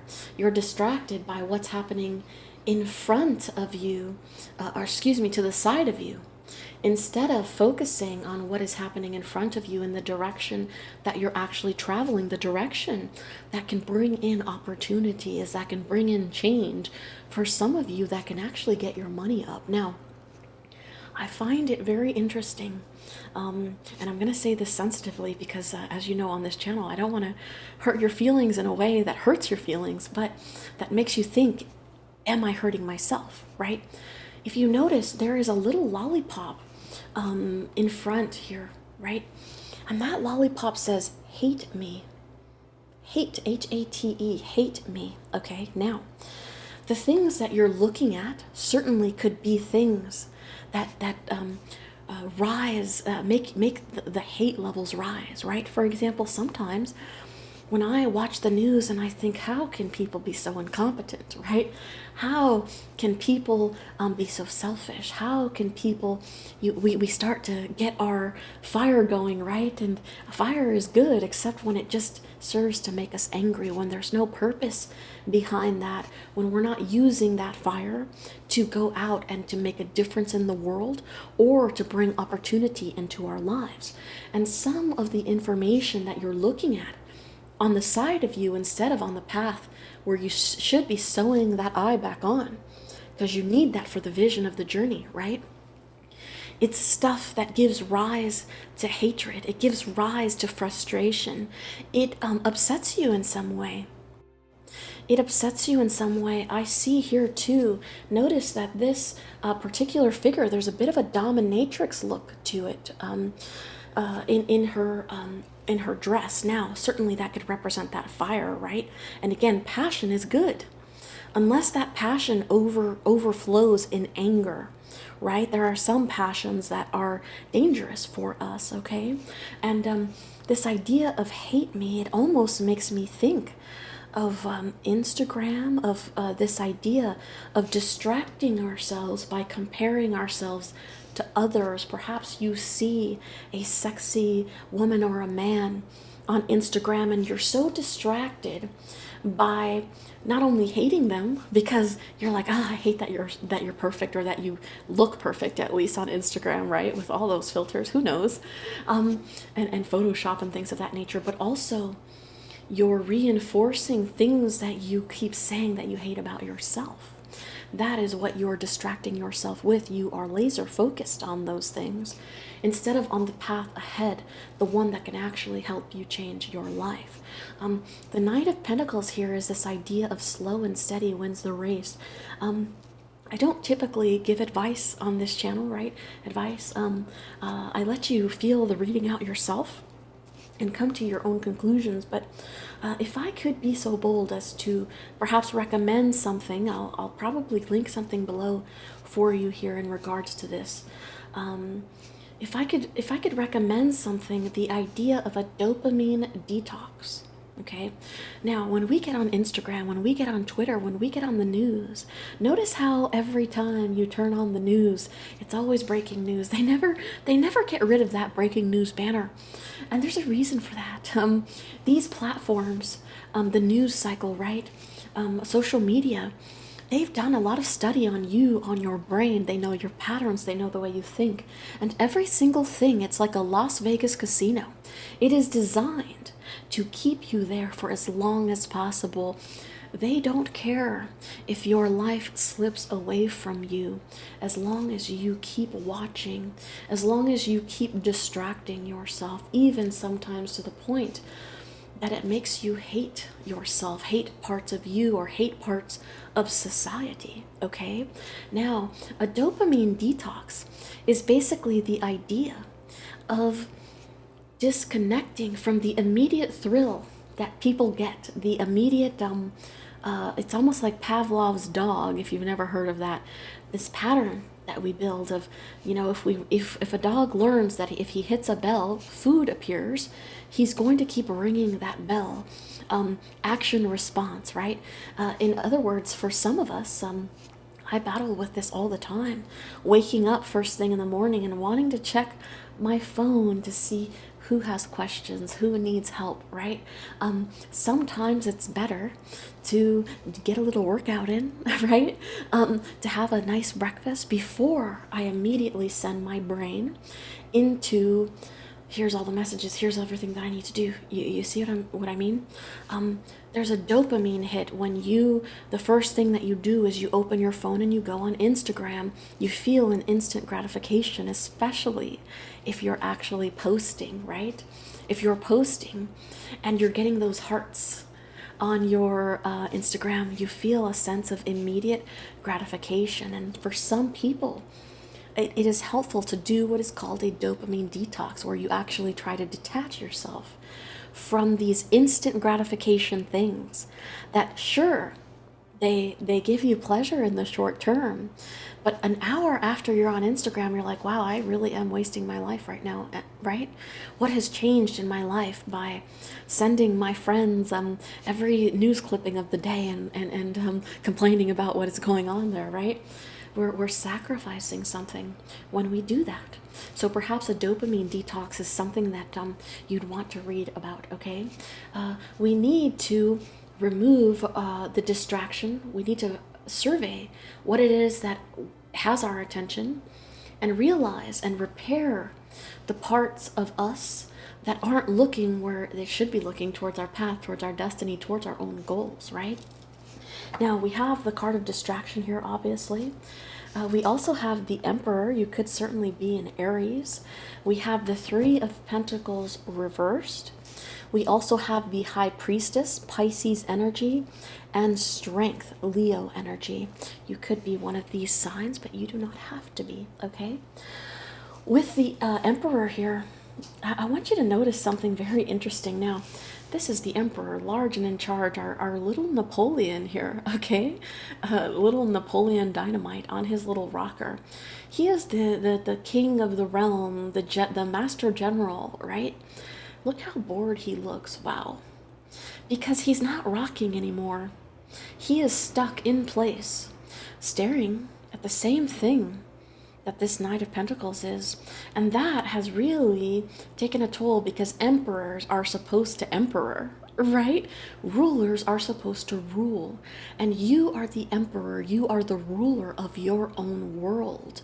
Are you ruling your world accordingly? Are you taking action? Or are you at a standstill, waiting and watching other people take control while we distract ourselves and let time slip away? There is an opportunity that is slipping through our fingers here. We see it here twice, with the Three of Pentacles reversed and the Knight of Pentacles here with a bit of a negative connotation based off of the imagery here, okay? It's time to release distraction and pedal to the metal on something, on an opportunity, perhaps in regards to work or getting our finances up, okay?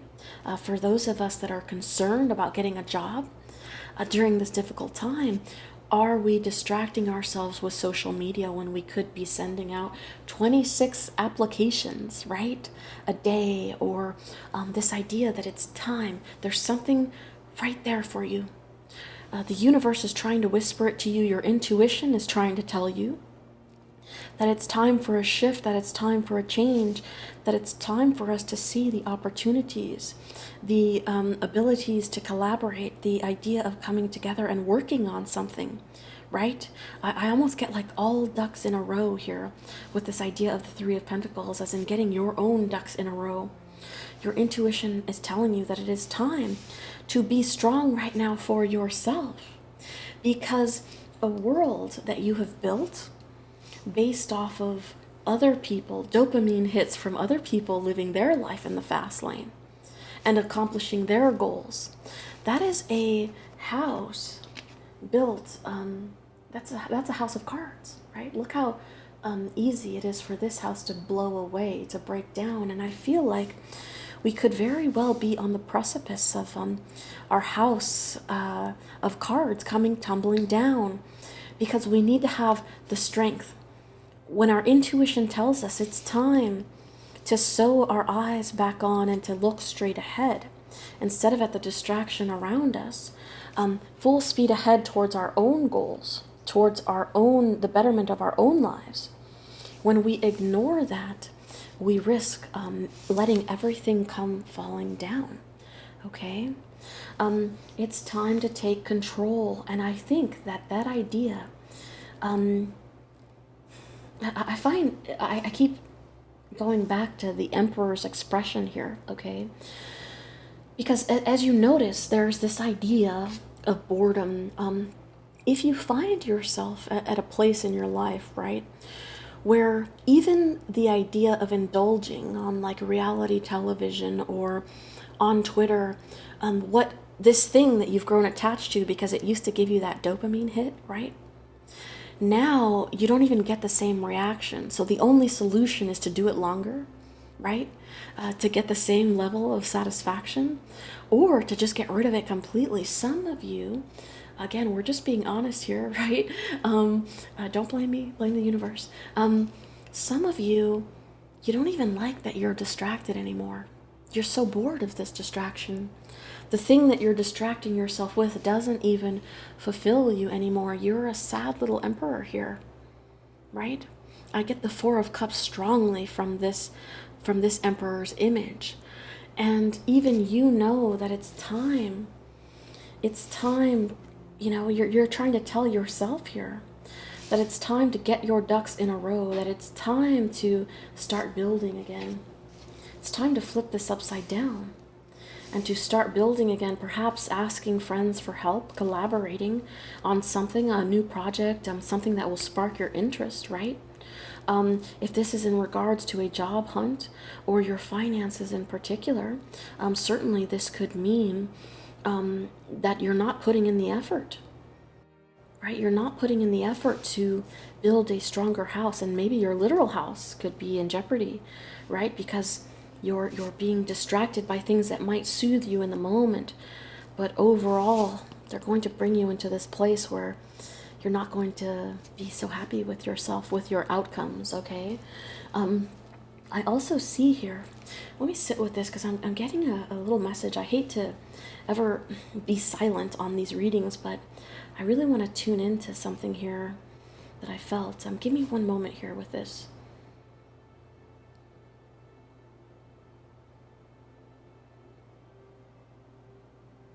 I certainly get this idea of like,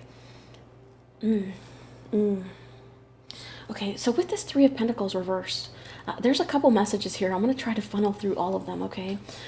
I get this sense that you're building other people's homes. Yours is missing, and of course, I don't mean that in a disparaging way, right? We're here to do the work. Your house is missing some walls, right? It's built out of flimsy material. Somehow we need to find a way to strengthen these walls, right? To find our strength, to strengthen ourselves on our path to a new opportunity. And with this idea of the Three of Pentacles reversed, I feel like this distraction, you're actually giving your control to people that don't necessarily care about you, right? Instagram doesn't really care about you. They care about your money. They care about your eyes not leaving the screen so that their advertisers make them money. And I get this sense here with the Three of Pentacles reversed, this idea that you are building somebody else's home while yours kind of falls apart a little bit here.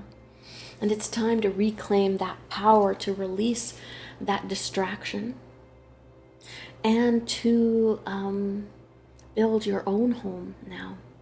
okay?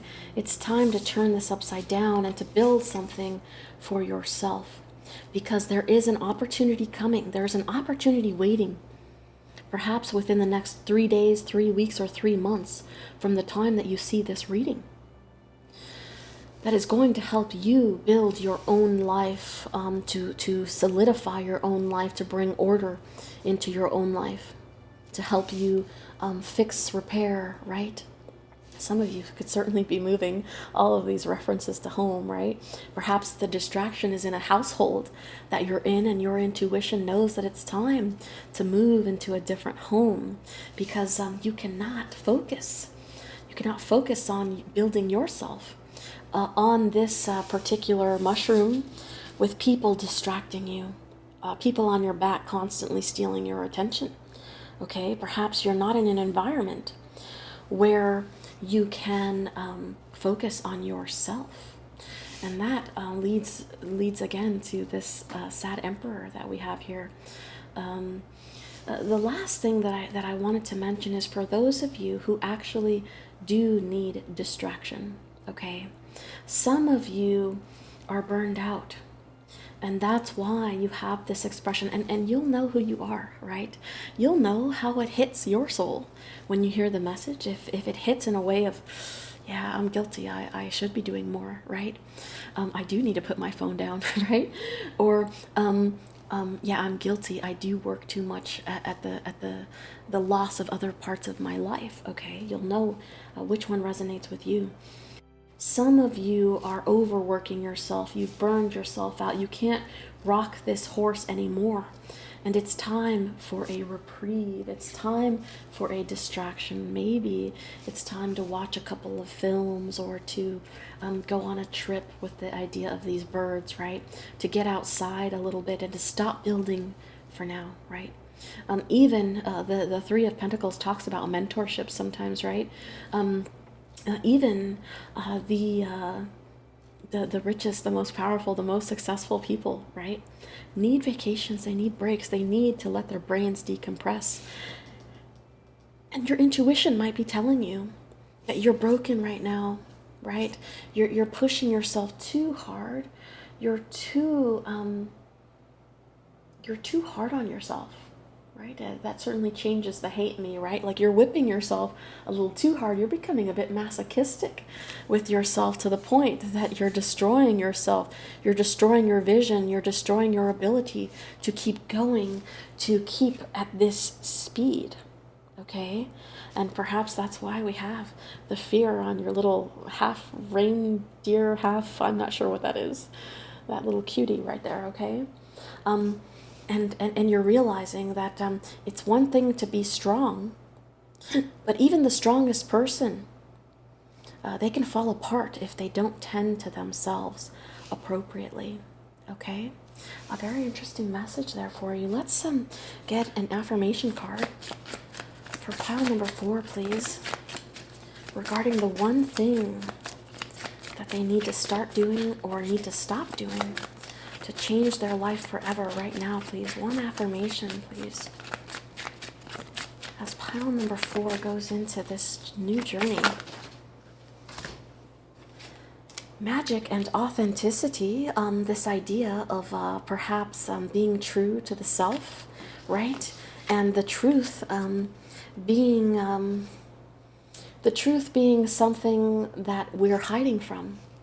Right? We don't want to acknowledge this truth about ourselves, and we need to be authentic with ourselves in order to know where is it that we need to build? Where is it in our lives that our house of cards might come tumbling down? Where is it that we need to grow? Okay? At the bottom of the deck, you've pulled the card of ideal partnership, which I think is interesting given the Three of Pentacles. I am a rare and precious find, and my brilliance will be reflected back to me when I am paired with a true match. My ideal partnerships and working relationships are easy and free-flowing. I deserve greatness because I am greatness. And to paraphrase Rumi, what I'm looking for is also looking for me. In fact, he or she might be paraphrasing Rumi right now. So this idea that the opportunities that you're actually looking at other people having, They're looking for you right now. Your ideal partnership is just around the corner. You just have to see it. You have to release the distraction in order to see it and to get this horse rocking again, right? And to start building that strength, to put up the boundaries necessary to stop us from doing this and to head towards the next thing. And the last one is magic here. I believe in magic. I see evidence of it all the time. And though the tricks can probably be explained away by something sensible and ordinary, I'd rather not ruin the fun. Other people can fill their days with mere coincidence. I'll fill mine with holy crap, that's unbelievable. Perhaps a necessity to realize that the magic that you see in other people's lives is magic that is possible for you. And instead of watching these magical lives on a screen, we can live these magical lives by putting the phone down and being active participants, active emperors in our own worlds. You are the magician. What will you pull out of your hat? Okay. One oracle card before we go. For pile number 4, please. One card regarding what they can do right now to change their life forever, please, for pile number 4. One card, please. That was the Lover. The Warrior underneath that, time to take your sword up, right? Let's see where this is taking us. A beautiful swan at the center, and that pearl right at the neck there of the Lover. Perhaps this is in regards to self-love, right? Taking our attention off of the outer worldly stuff that is happening and focusing that inward, right? Just looking that up for you. One moment, please. And here is that in the event that you'd like to screenshot it. The Lover, the heart, the beloved, the devoted. Pulsing through the heart of the Lover is gratitude. The Lover appreciates and experiences the world through the senses, reveling in beauty, song, art, music, sense, and sensuality.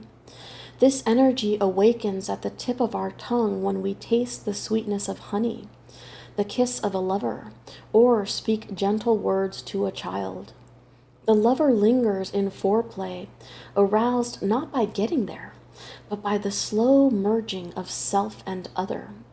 This energy is usually experienced for short periods of time, as in order to feel it, we must be fully present and awake, with no expectations or rules about what should be.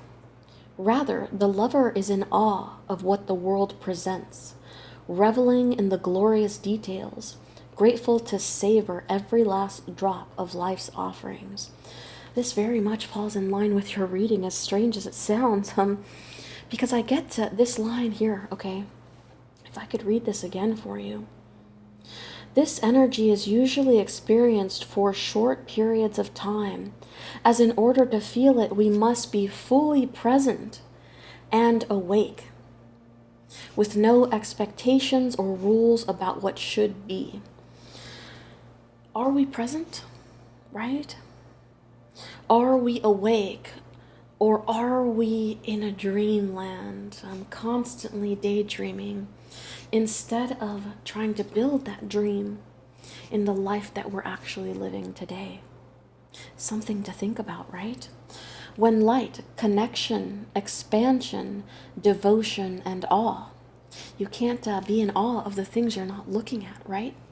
When dark, indulgence, attachment, and obsession. All of the feelings that I get when I certainly get too attached to social media and need to unplug, right? Indulgence, attachment, and obsession. We get attached to these things. We become obsessive. We don't even realize. It's like when I had given that example of the casino, right? There's a reason you don't find clocks in a casino. They don't want you to know what time it is. They want you to stay there all night long. They want you to stay there for 2 days, not realizing you've been there for 2 days. Everything in the casino is designed to keep you inside, to keep you drinking for free, right? So that you keep spending money. okay? We become attached, we become obsessed without realizing that the companies that put these social media platforms together for us, that is the intent. They've done the research on how to keep you there as long as possible. Even as hypocritical as it is for me to say, because you're watching a YouTube video right now, right? Even YouTube wants you to keep watching Netflix. Are you still there? Right? You know what I'm talking about, okay? Go deeper. Contemplate Aphrodite, Krishna, and Raja. The lover archetype is present everywhere, not just where conventional forms of pleasure and beauty are found. The lover's awe is unconditional. I love that line. Perhaps it's time to be the lover to the self, the lover to your current life, right? And look at it with such awe and such love that your love is unconditional, as in, I'm sure it might be nice to be this Instagram personality, right? Assuming that their life is real, right? That the life they present is real. But my life, I have a special love for my own life. And I love that life unconditionally, regardless of what it is that I have and don't have, and what I want and what I am not getting, right? I think that's a very powerful message there. When you hold someone's gaze for several moments, you'll feel the lover within you awaken. It is common to seek the lover in another. The true gift is finding the lover in yourself. I love that too. In order to hold that gaze, we have to keep both eyes on and focused, right? We can't have two eyes looking in both directions, in different directions, excuse me, okay? Alrighty, pile number 4, that was your reading. I hope that it resonated with you. What is your distraction? Let me know, or what is it that you need to distract yourself from, right?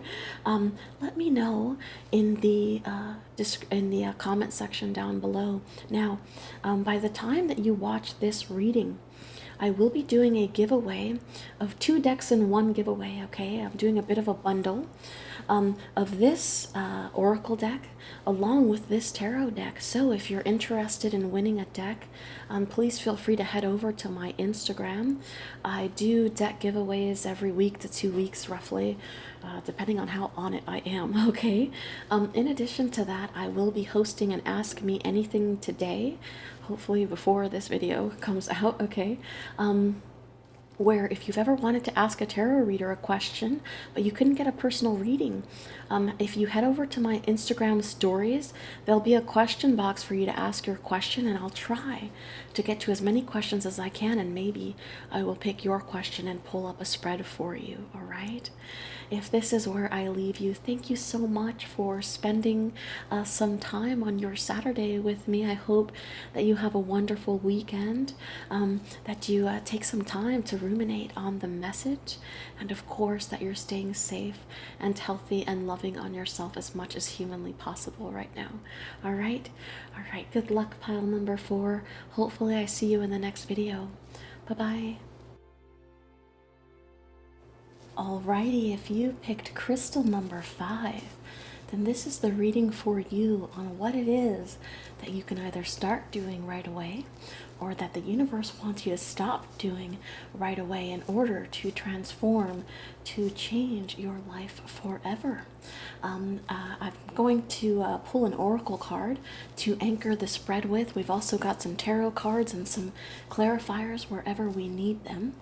I will be pulling an affirmation for you and an oracle card, and at the end, depending on what I channel from your reading, I will also be placing an additional resource down below in the same comment that the timestamps are in, just beneath that, for each particular pile, on something to listen to read, to watch perhaps, right? Whatever is inspired throughout the reading that I feel will help the message resonate with you, give you something to think about based off of this particular spread, and the outcomes that we get from it. So if you're interested in diving a little deeper, then certainly feel free to visit that first comment, that pinned comment, excuse me, underneath the timestamps when we are done. All right, for pile number 5, please.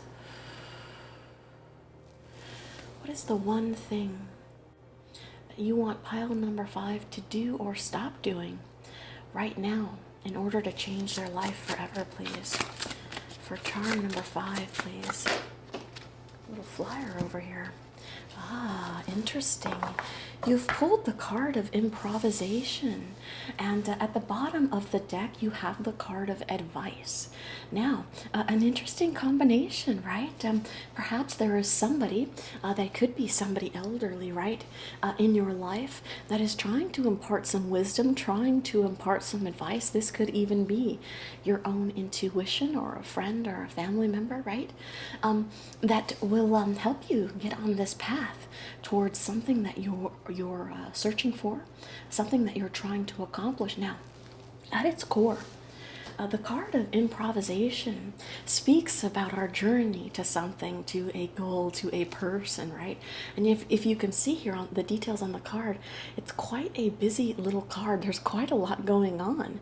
And this particular princess looks out at this crazy scene, and perhaps she's looking at getting her Prince Charming there, or Prince Charming is looking to work his way up. And the main theme of the card is that not everything in life has to have a plan. Some things in life we have to improvise for. Okay, now, certainly it's nice to have a plan, right? But we can plan all day long, and sometimes there are things that can pop up, like this alligator, like this, what looks like a ticking time bomb here on the path, that throws us off that plan. Life is like that, right? Life is constantly fluid. Sometimes obstacles come into our way, and we need to improvise in order to continue on the journey, in order to get to our final destination. Now, sometimes we can actually use we can use our plans as a crutch, as a reason to not do things. So for some of you, the universe is calling here to move forward even though you don't have a plan. For others, it is calling to not use your plan as an excuse to not move forward. And what I mean by that is sometimes we can create a 10-point plan on how our day tomorrow is going to go. And if one thing doesn't end up right, we discard the rest of the plan. In other words, we're using the plan as a structure in order to not have to take action, so that we can say when something goes awry, well, this wasn't a part of the plan, and I don't need to continue on this path, even though I really want this princess in this tower, or this prince down here slaying this dragon. I have to stop now, right? It's an excuse to not keep moving forward. So some of us perhaps are using things not going to plan as a reason to stop. And then others are so consumed with the planning of something that we don't realize that if we were just to do the thing, we would have had it done long before this intricate plan was ever made, okay? There are some people that when they decide, I'm going to embark on goal XYZ, they get a journal, they get a piece of paper, and they spend months planning out how goal XYZ can come to fruition. What they don't do is take action. They don't take the steps on plan XYZ in order to move to the next step. And they say, well, I don't have this information yet. I don't have this part of the plan figured out yet. The universe is telling you that it's time to improvise, that sometimes, within reason, obviously, right? You wouldn't want to go driving in a car at 100 miles per hour without a seatbelt on, okay? In some instances, we need to just take the leap instead of using the idea that not everything is strategically planned out as a reason to not move forward. Some of us spend so much time planning that we spend no time doing. You'll have to check in with yourself and see where this message hits, right? To see which one applies to you. Obviously, you will know. It's a very interesting card. Let's see what we get for it when we clarify.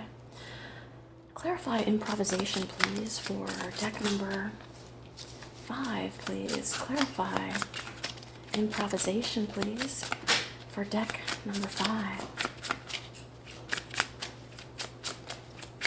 As you know, I only take jumpers and flippers unless I feel very compelled to pull a card out, but that's rare. So I always ask, particularly on decks that are a bit more finicky, that you be patient during the shuffle. Clarify improvisation, please, for deck number 5.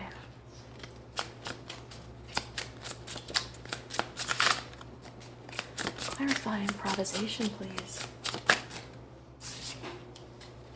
Clarify improvisation, please.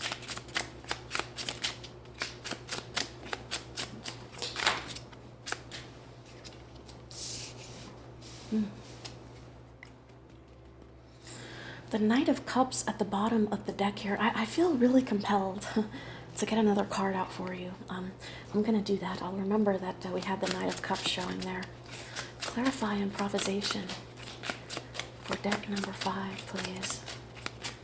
I see the Hierophant very specifically in my head. We'll see how that relates to the reading. Clarify improvisation, please. One more card. The Fool. Okay. The Knight of Pentacles here at the bottom of the deck. This is very, very interesting. First, the idea of slow and steady wins the race, right? The idea of getting ourselves together in order to move to a path forward, perhaps, right? We look at our little chariot here, our little horse that is supposed to take us to the next step. This could be in regards to career and finances specifically, with this being the Knight of Pentacles, okay? And we realize, well, it looks like I need a little repair here. The tire is flat, right? So I guess I just won't do it. I guess I just won't go. Everything isn't perfect, right? And this particular carrier, this bunny here that is getting us to the next stage, it can still walk, can't it? It still has its 4 legs, and although perhaps his or her vision might be a little blurry, it still certainly can see, it can navigate. But we're using the fact that we're missing an eye here as a crutch, as a reason to not move forward, okay? Nothing is perfect, so I guess we'll just not make anything happen, right? And of course, you know, I say that with love. We've all been in all of these different places in our life, okay? Now, there are lots of solutions on the way. First, you could toss that button that serves as the second eye into your bag. You can rip it off completely and try to get to where you're going with just one eye, right? Perhaps the road isn't as clear, but you can still see. But in this case, we've stopped moving. The Knight of Pentacles often is considered the slowest knight in the deck, right? And the idea is that if we look at the traditional representation of the Knight of Pentacles, so slow that you're almost stuck in the mud, right? But slow and steady wins the race. Perhaps you can't take 100 steps right now, but what if your bunny could take 10 steps? Why have we not taken the 10 steps? Okay, why have we not done what we can do and perhaps improvise the rest? How can we complete the rest of the journey half-eyed here, right? Or is there a way for us to patch this eye in order to reach that next step? Now, on the actual, you could be an earth sign, a Taurus, Virgo, or a Capricorn. We also have the Star, which is Aquarius, the 5 of Cups, the 4 of Cups, and the Fool. I see very strongly here this desire to want to take on an opportunity, to want to achieve a goal, to perhaps find your Prince Charming or your princess in the castle, or just to go on an adventure. We've boxed ourselves in though, and we've decided ahead of time that there are 8 reasons, 10 reasons, 100 reasons why we can't do something, instead of focusing on the fact that our glass is half full and there is 8, 10, 100 reasons that we can move forward, even if we can't move forward all the way, okay? Now, with the star card here, this is a wish, this is a hope, right? Perhaps you see something in the distance, this idea of this thing that you want to bring closer to you. Perhaps actual stardom is something that you're interested in, right? The idea of being in the public eye, the idea of perhaps even healing yourself in some capacity, reviving a hope. Reviving a hope, I felt that. Reviving a hope or a fire so deeply that you are aglow again, like this beautiful representation of the star card here. And that light will diminish. This light of this thing will diminish the feeling of sorrow, of regret, of disappointments with the Five of Cups here, right? And this Four of Cups energy here of boredom, of apathy, of feeling like, you know, if things aren't going to go according to my plan, then perhaps I'll just completely reject the cup that the universe is trying to offer me. I will keep myself in what I consider a safe space, even though it can get a little boring, a little lonely in here, right?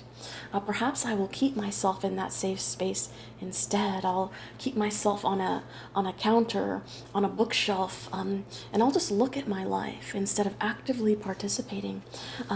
With the Fool card here, the deep desire to want to take a leap of faith, to want to get your wheels moving. And I see here too, this idea of marching to the beat of your own drum. If you look, that dress is actually a drum set, and you hold the drumsticks in your hand. This is almost to say that you have to be the person that gets the rhythm going, okay? And you have to be the person that sets the tempo, the speed at which you do this, okay? Something very interesting that I see here in regards to our idea of Prince Charming or Princess Charming, right? My readings are not gender specific, whatever your preference is. Perhaps we have had in the past some disappointment, right? Some rejection. And we've decided, well, if love is not a fairy tale, if love is not like it is in the movies, if love is not a picture perfect, step-by-step, easy path, then it might not be worth following, right? I might stay in this space here all by myself, even though my mascara is running, right? You can see that in her eyes there. Perhaps even overindulging a little bit in our sorrows and our sadness. This particular representation of the Five of Cups is so lovely because it's almost to say that even in our sorrow, even in our disappointments, perhaps in others, in regards to love specifically, with this visual here, even then, okay, there is still another mutual out there for you. There is still a lover out there for you. And at a minimum, perhaps you can be your own prince or princess charming, right? And you can hold yourself in your protective nest while you give whatever sorrow, whatever pain this is, whatever has brought you to this place of disillusionment, you give yourself the space to actually heal it, to mourn it, to lose it, right? That way you can come back refreshed. That way you can reignite that little glimmer in your eyes and set your sights on something else up high here in the sky, right? And you can start over. You can get your drum going again, right? You can get this forward movement and take a new leap of faith. Very, very nice. I'm going to clarify a little bit here for you. Clarify the star, please. What is the star for pile number 5, please? I could see this as goals that we had planned. Oh, yeah. I could see this as goals that we had planned. And perhaps we thought we were going to be somebody. And when we look and we survey and we take a moment to really get down into the nitty-gritty of all the steps that we have taken, all the steps that we feel like we've missed, all of the steps that have gone sideways instead of up or down, right? Perhaps we felt like we took 5 steps forward and 5 steps back, right? Not making any progress and thinking, why continue, right? Why not just stay in this space and have a cocktail, perhaps, right? And cry about it, and the normal feelings that we go through when we see something in ourselves that we know is at our core of who we are, of what we were meant to be, and we can't get to it. We can't grasp it, and we have that moment of doubt. We have that moment of doubt where we think, maybe this isn't meant for me, and what does that mean? If I for so long thought that I had a star in me, a light in me, and I can't reach that light, I can't make it my way up to stardom, to celebrity, if this is your goal, to my purpose, right? Then what am I left with? Then what does that mean? What does that say about me? Has my intuition been completely off? Okay, it's time for us to get moving again, to not be so narrow-sighted, nearsighted, to move forward regardless, perhaps on a totally new venture, right? Because one failure in the past does not represent the failures of the future. In fact, they're learning experiences to help us avoid that failure in the future, right? With the star card here, I see that judgment has clarified the star. Perhaps we have become disillusioned with what we thought our place in the world would be. And our life has not gone according to plan. And we might have felt like we settled quite a bit. We've settled quite a bit. And so I can't go through, this is what I get from the Four of Cups. I can't go through putting myself back into this place. I almost want to ignore it. I want to turn my back to the Fool, to the new opportunity, right? I want to turn my back to that because it's easier to just stay here than it is to go through the roller coaster, because you're on wheels here, right? The roller coaster of starting out fresh, hopeful again, right? And then ending up a little bruised and broken along the way, and far away from this goal, not making it to the top of the tower. Again, that could be in love because of the way that this is represented. And that certainly could also be our climb as far as our career, getting to the top of that tower, perhaps buying our own home, buying our own little slice of heaven in the sky, if you will. Here with the Ace of Pentacles, a career opportunity that would lead to the finances in order to do that, to elevate our life in some way. We may have had a fairy tale vision of how that was going to transpire, and life is not like that. I sometimes recommend this video to people, and it's a bit of a long one, but please bear with me because I think you might get something from this that would help you see something or perhaps change your perspective. There's a video that I love to share with people when they get personal readings, if it resonates to their reading, right? And it's called The Dream of Life by Alan Watts. And what he says in that video is, let's say, for example, that you had the ability to dream 75 years of life in one night's sleep. And you could, or any length of time that you want, right? And in that 75 years, you can experience anything that you desire. So every night, you can dream 75 years worth of sleep, worth of life. And you would embark on so many adventures. You would embark on so many opportunities. You would feel every pleasure that is available to feel, okay? Now, you'd come out of those several nights of 75 years each of sleep, and you would say to yourself, wow, that was quite the adventure, right? That was fun. And you'd want to do it again. And in this example, Alan proposes, well, let's have a little surprise, okay? Let's have a dream now that you are not in control of. And you would hesitate for a moment and say, well, hold on a second. If I'm not in control of the dream, then I don't know what will happen. What if I have a nightmare instead of a dream, right? if I don't have the control of it, it becomes quite scary. So I don't know if I'd want to have a dream like that, even though I could have the opportunity to have beautiful adventures, even though I'm not in control of what adventures those might be, and there might be some heartbreak along the way. I might not want to have a dream that I can't whip into shape, that isn't the way that I had planned, that I do not control. Now, in this example, you decide to have the dream anyways. And as you get more comfortable on the first night, you come out of that and you think, wow, that was a close shave. And the second night, you decide to do the dream again. And you take further and further chances of what experiences you're willing to have, how free you feel, even though you're not in control. And then eventually, you get to a point where one night you dream about the life that you're living right now. See, the entire concept of that speech, the dream of life, is to say that life is a dream, right?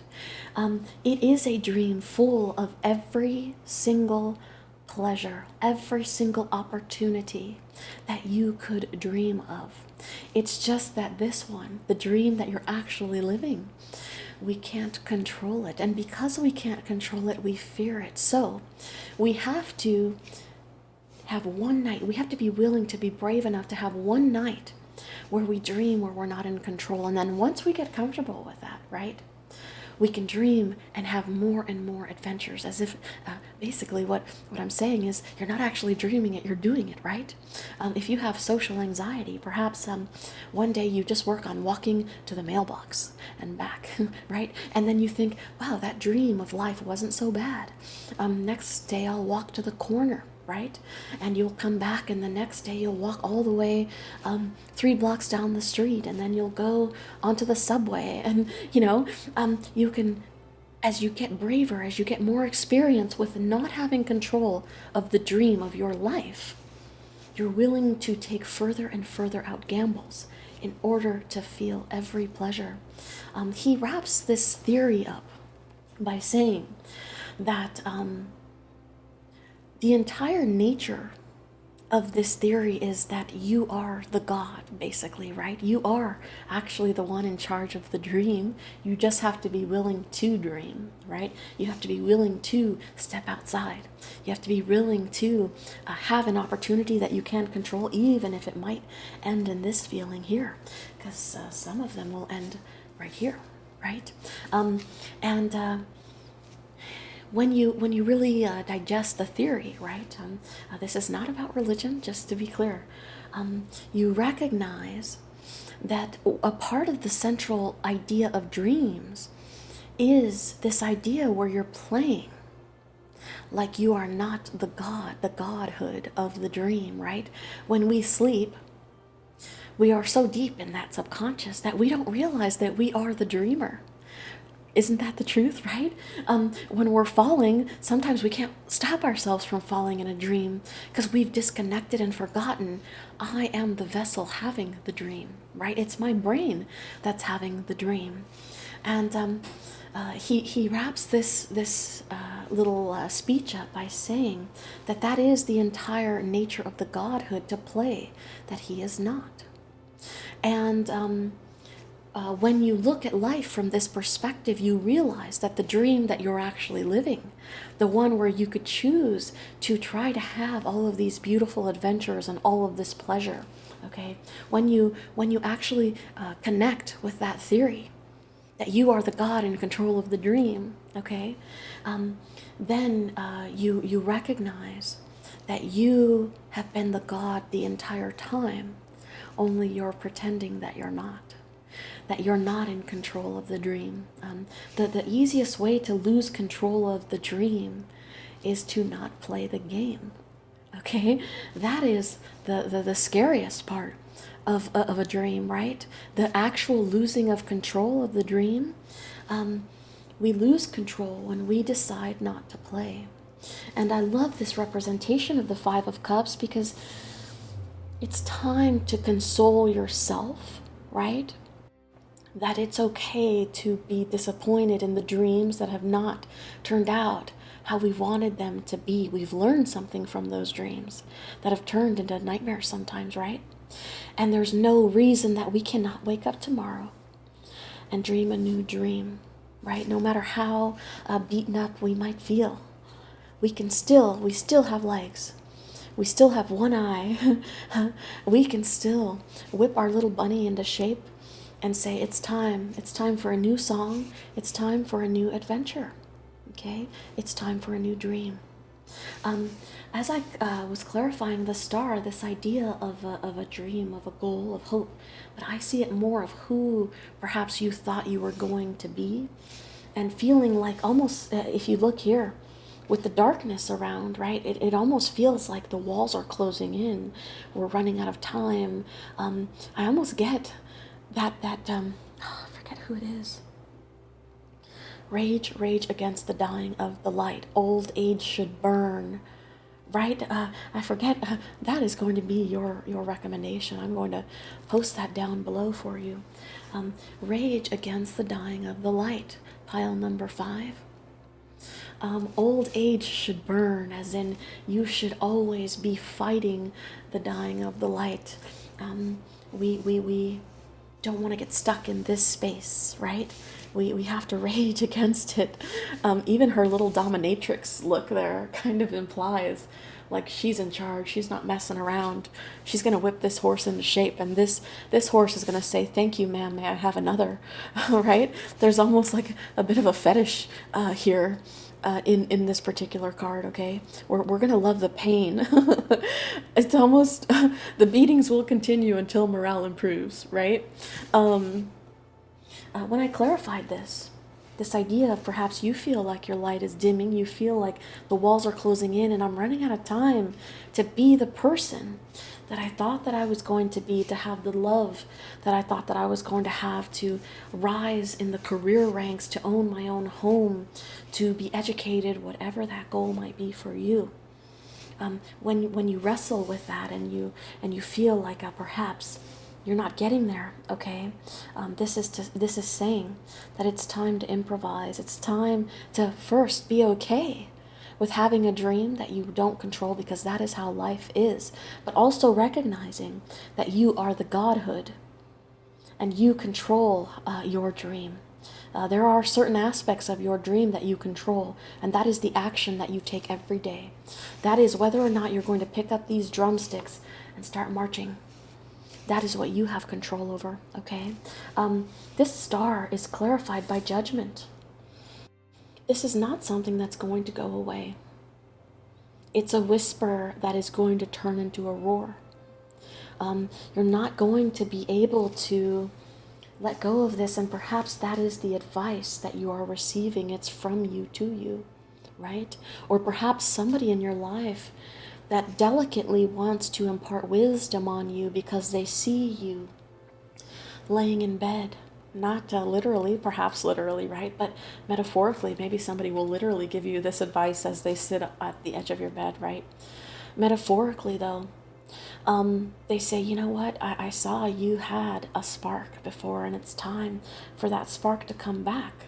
And that's the whisper, that's the advice, that's the guidance, right? And even here, in this imagery, the darkness seems to creep in, right? It's almost like one last go or something. I feel like it's that important. Certainly, I don't feel like you're running out of time, literally. But it just feels like the pressure that I feel in my chest is like you feel like the walls are closing in. If I don't do this now, if I don't start taking action or improvising and just doing what I can do, then I'm going to stay stuck in this place. The harder we stay here, the harder it is to get those drums going, right? It's like that saying, you never forget how to ride a bike, except you actually do. You do forget how to ride a bike. If I got on a bike today, I probably would fall on my face. Sometimes we forget how to ride a bike, right? You might fall off from that place, right? And as I had mentioned, you're not going to be able to shake this feeling because it is a part of your purpose. We need to start improvising to get to this place. At the bottom of the deck here with the Judgment, we have the Eight of Swords. Again, look at the darkness creeping in. A common theme. Perhaps a fear of the dark specifically, right? Some of you might be afraid of the dark. If you are, I'll tell you a trick that works. Hide under your blankets. Everybody knows those are the rules. Spirits, poltergeists, monsters, they can't touch you. There's an official, it's in the charter, right? It's in the official monster scary thing in the dark charter that if you hide under a sheet, then that's it. It's off limits, right? It's like the Magna Carta or something. All right, I'm kidding, obviously, but in our mind, we're closing ourselves in. We're not realizing that we're in control of the light switch, okay? And we need to get up. We need to stop imposing ourselves in this particular type of bondage. And we need to turn the light on. And we need to get our drum going, okay? Clarify the Five of Cups, please. You might be a Sagittarius too, yeah.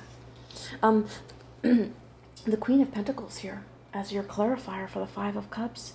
Perhaps, okay, perhaps, again, as I've mentioned, because finances are at the base and this idea of moving your way up the ladder, perhaps even towards your own home, okay, it's time to let the bull out from underneath the dress that you're wearing, because there is a bull that resides in there.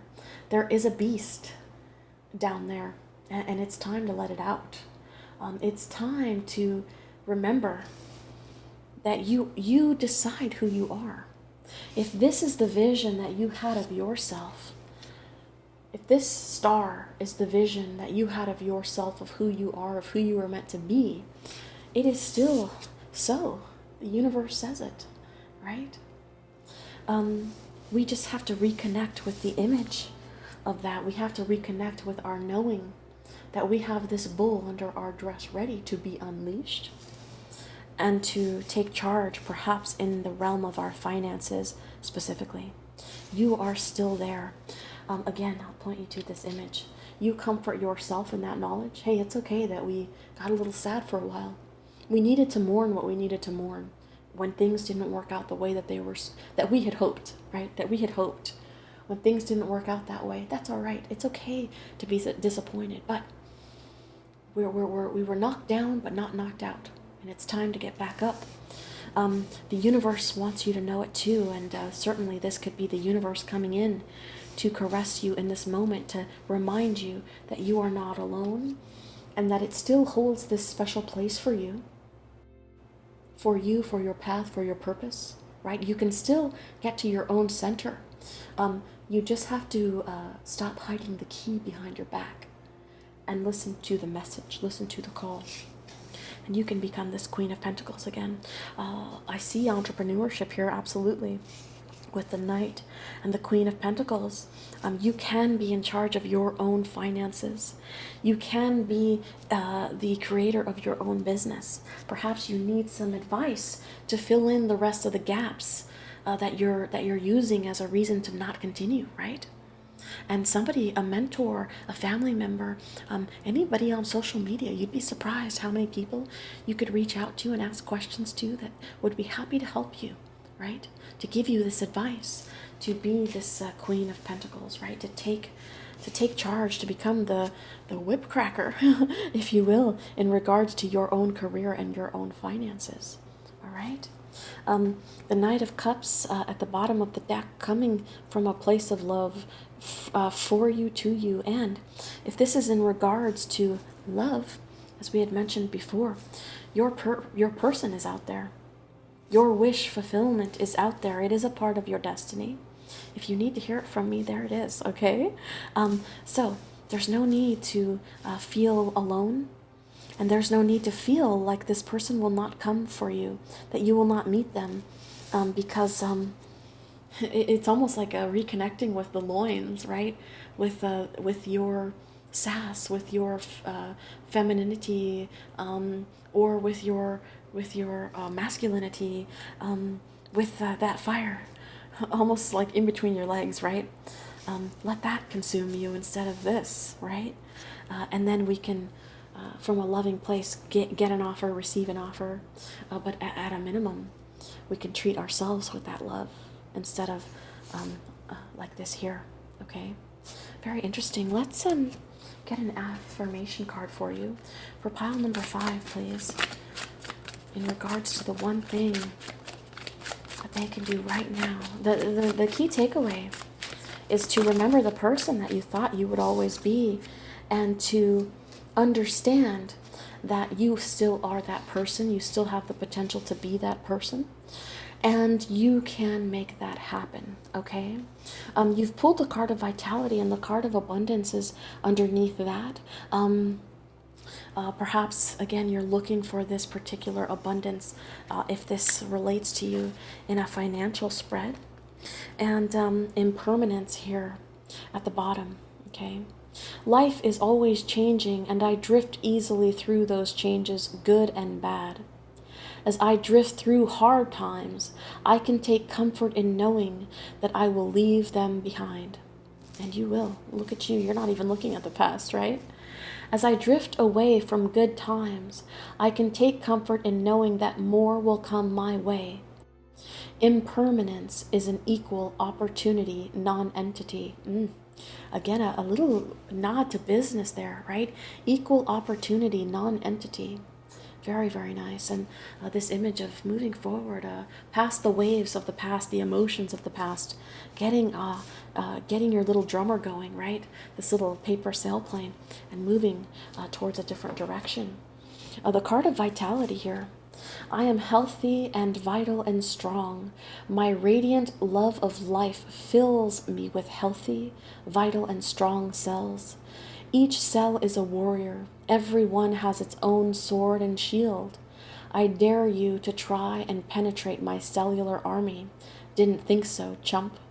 Very nice. A strong warrior. Perhaps the bull for some of you is you and your own body and the healing of your own body, right? Perhaps we're taking a moment to heal the body from physical ailments, right, that are holding us back, that make us feel like we're stuck in this space, okay?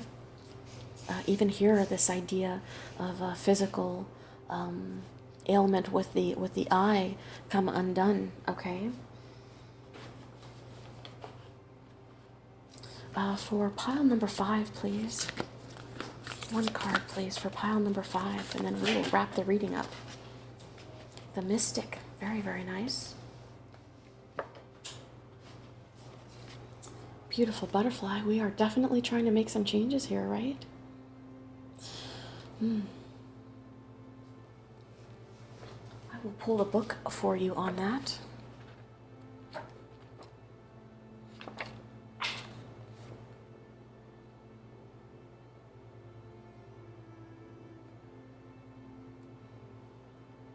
Just pulling that up for you. One moment, please. Alrighty. Here is that in the event that you'd like to screenshot it.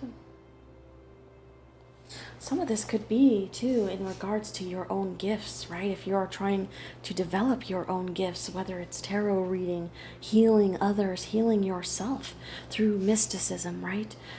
Perhaps this is the journey that you are embarking on, where we're realizing that there's no planned way to be more intuitive or to be, it just is something that has to be, and that we have to continue to practice, okay? The mystic, the seeker, the light worker, the dreamer. The mystic is often misunderstood in our culture, depicted as a wandering or light-hearted daydreamer. Yet like Shiva, the true mystic plays a critical role in society, remaining fearlessly dedicated to the path of transformation. In order to save the earth from darkness, Shiva swallows the poison of the world and holds it in his throat, slowly transmuting the liquid into nectar. This is the work of the mystic. They do not fear darkness. We've had a lot of darkness, right? But rather sit in the presence of it, harness the potential and latent energy behind it, and embed it with light from that star, perhaps. They are patient and prudent change makers, seeking growth above all else. Growth above all else, okay? Even here, this idea of growth, of working your way upward, master number 11 here, right? Also the number of destiny, okay? Unanswerable questions are the mystic's lifeblood. The mystic revels in mystery, in the great riddle of life, dancing with the forces of light and dark upon its wings. When light, a remover of darkness, visionary and ageless. Some of you perhaps feeling like my time is come and gone. I'm aged, right? It's too late to have this vision, to remove this darkness, to dream another dream. When dark expects results, seeks attention and recognition, go deeper, Zen koans, poetry, and Murakami novels. Like any light worker, the mystic must build a relationship with fire. This begins by awakening the inner flame, or the tapas, within this light, right? This inner light, this bull that is ready to pounce, right? We need to heal that. We need to comfort it. Even if you say to it in your own brain, right? It's okay. We got a little off track, but I embrace you. I know you're still in there. And it's time. I need you. I need you now. It's time to come back out, okay? It may seem that the mystic is inward facing, yet its light beams back to the world with the strength of 1,000 stars.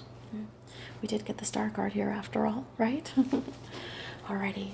Pile number 5, that was your reading. I hope that it gave you something to think about, right? Obviously, some of the videos that I make are fun. Some of them are the deeper work, and that is certainly what this video was today.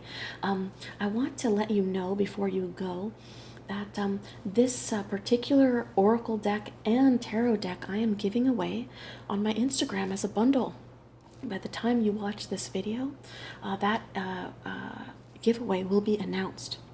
So if you'd like to win this deck, I usually give a deck away roughly once a week or every 2 weeks, if I remember. Sometimes I forget. I'm human, okay?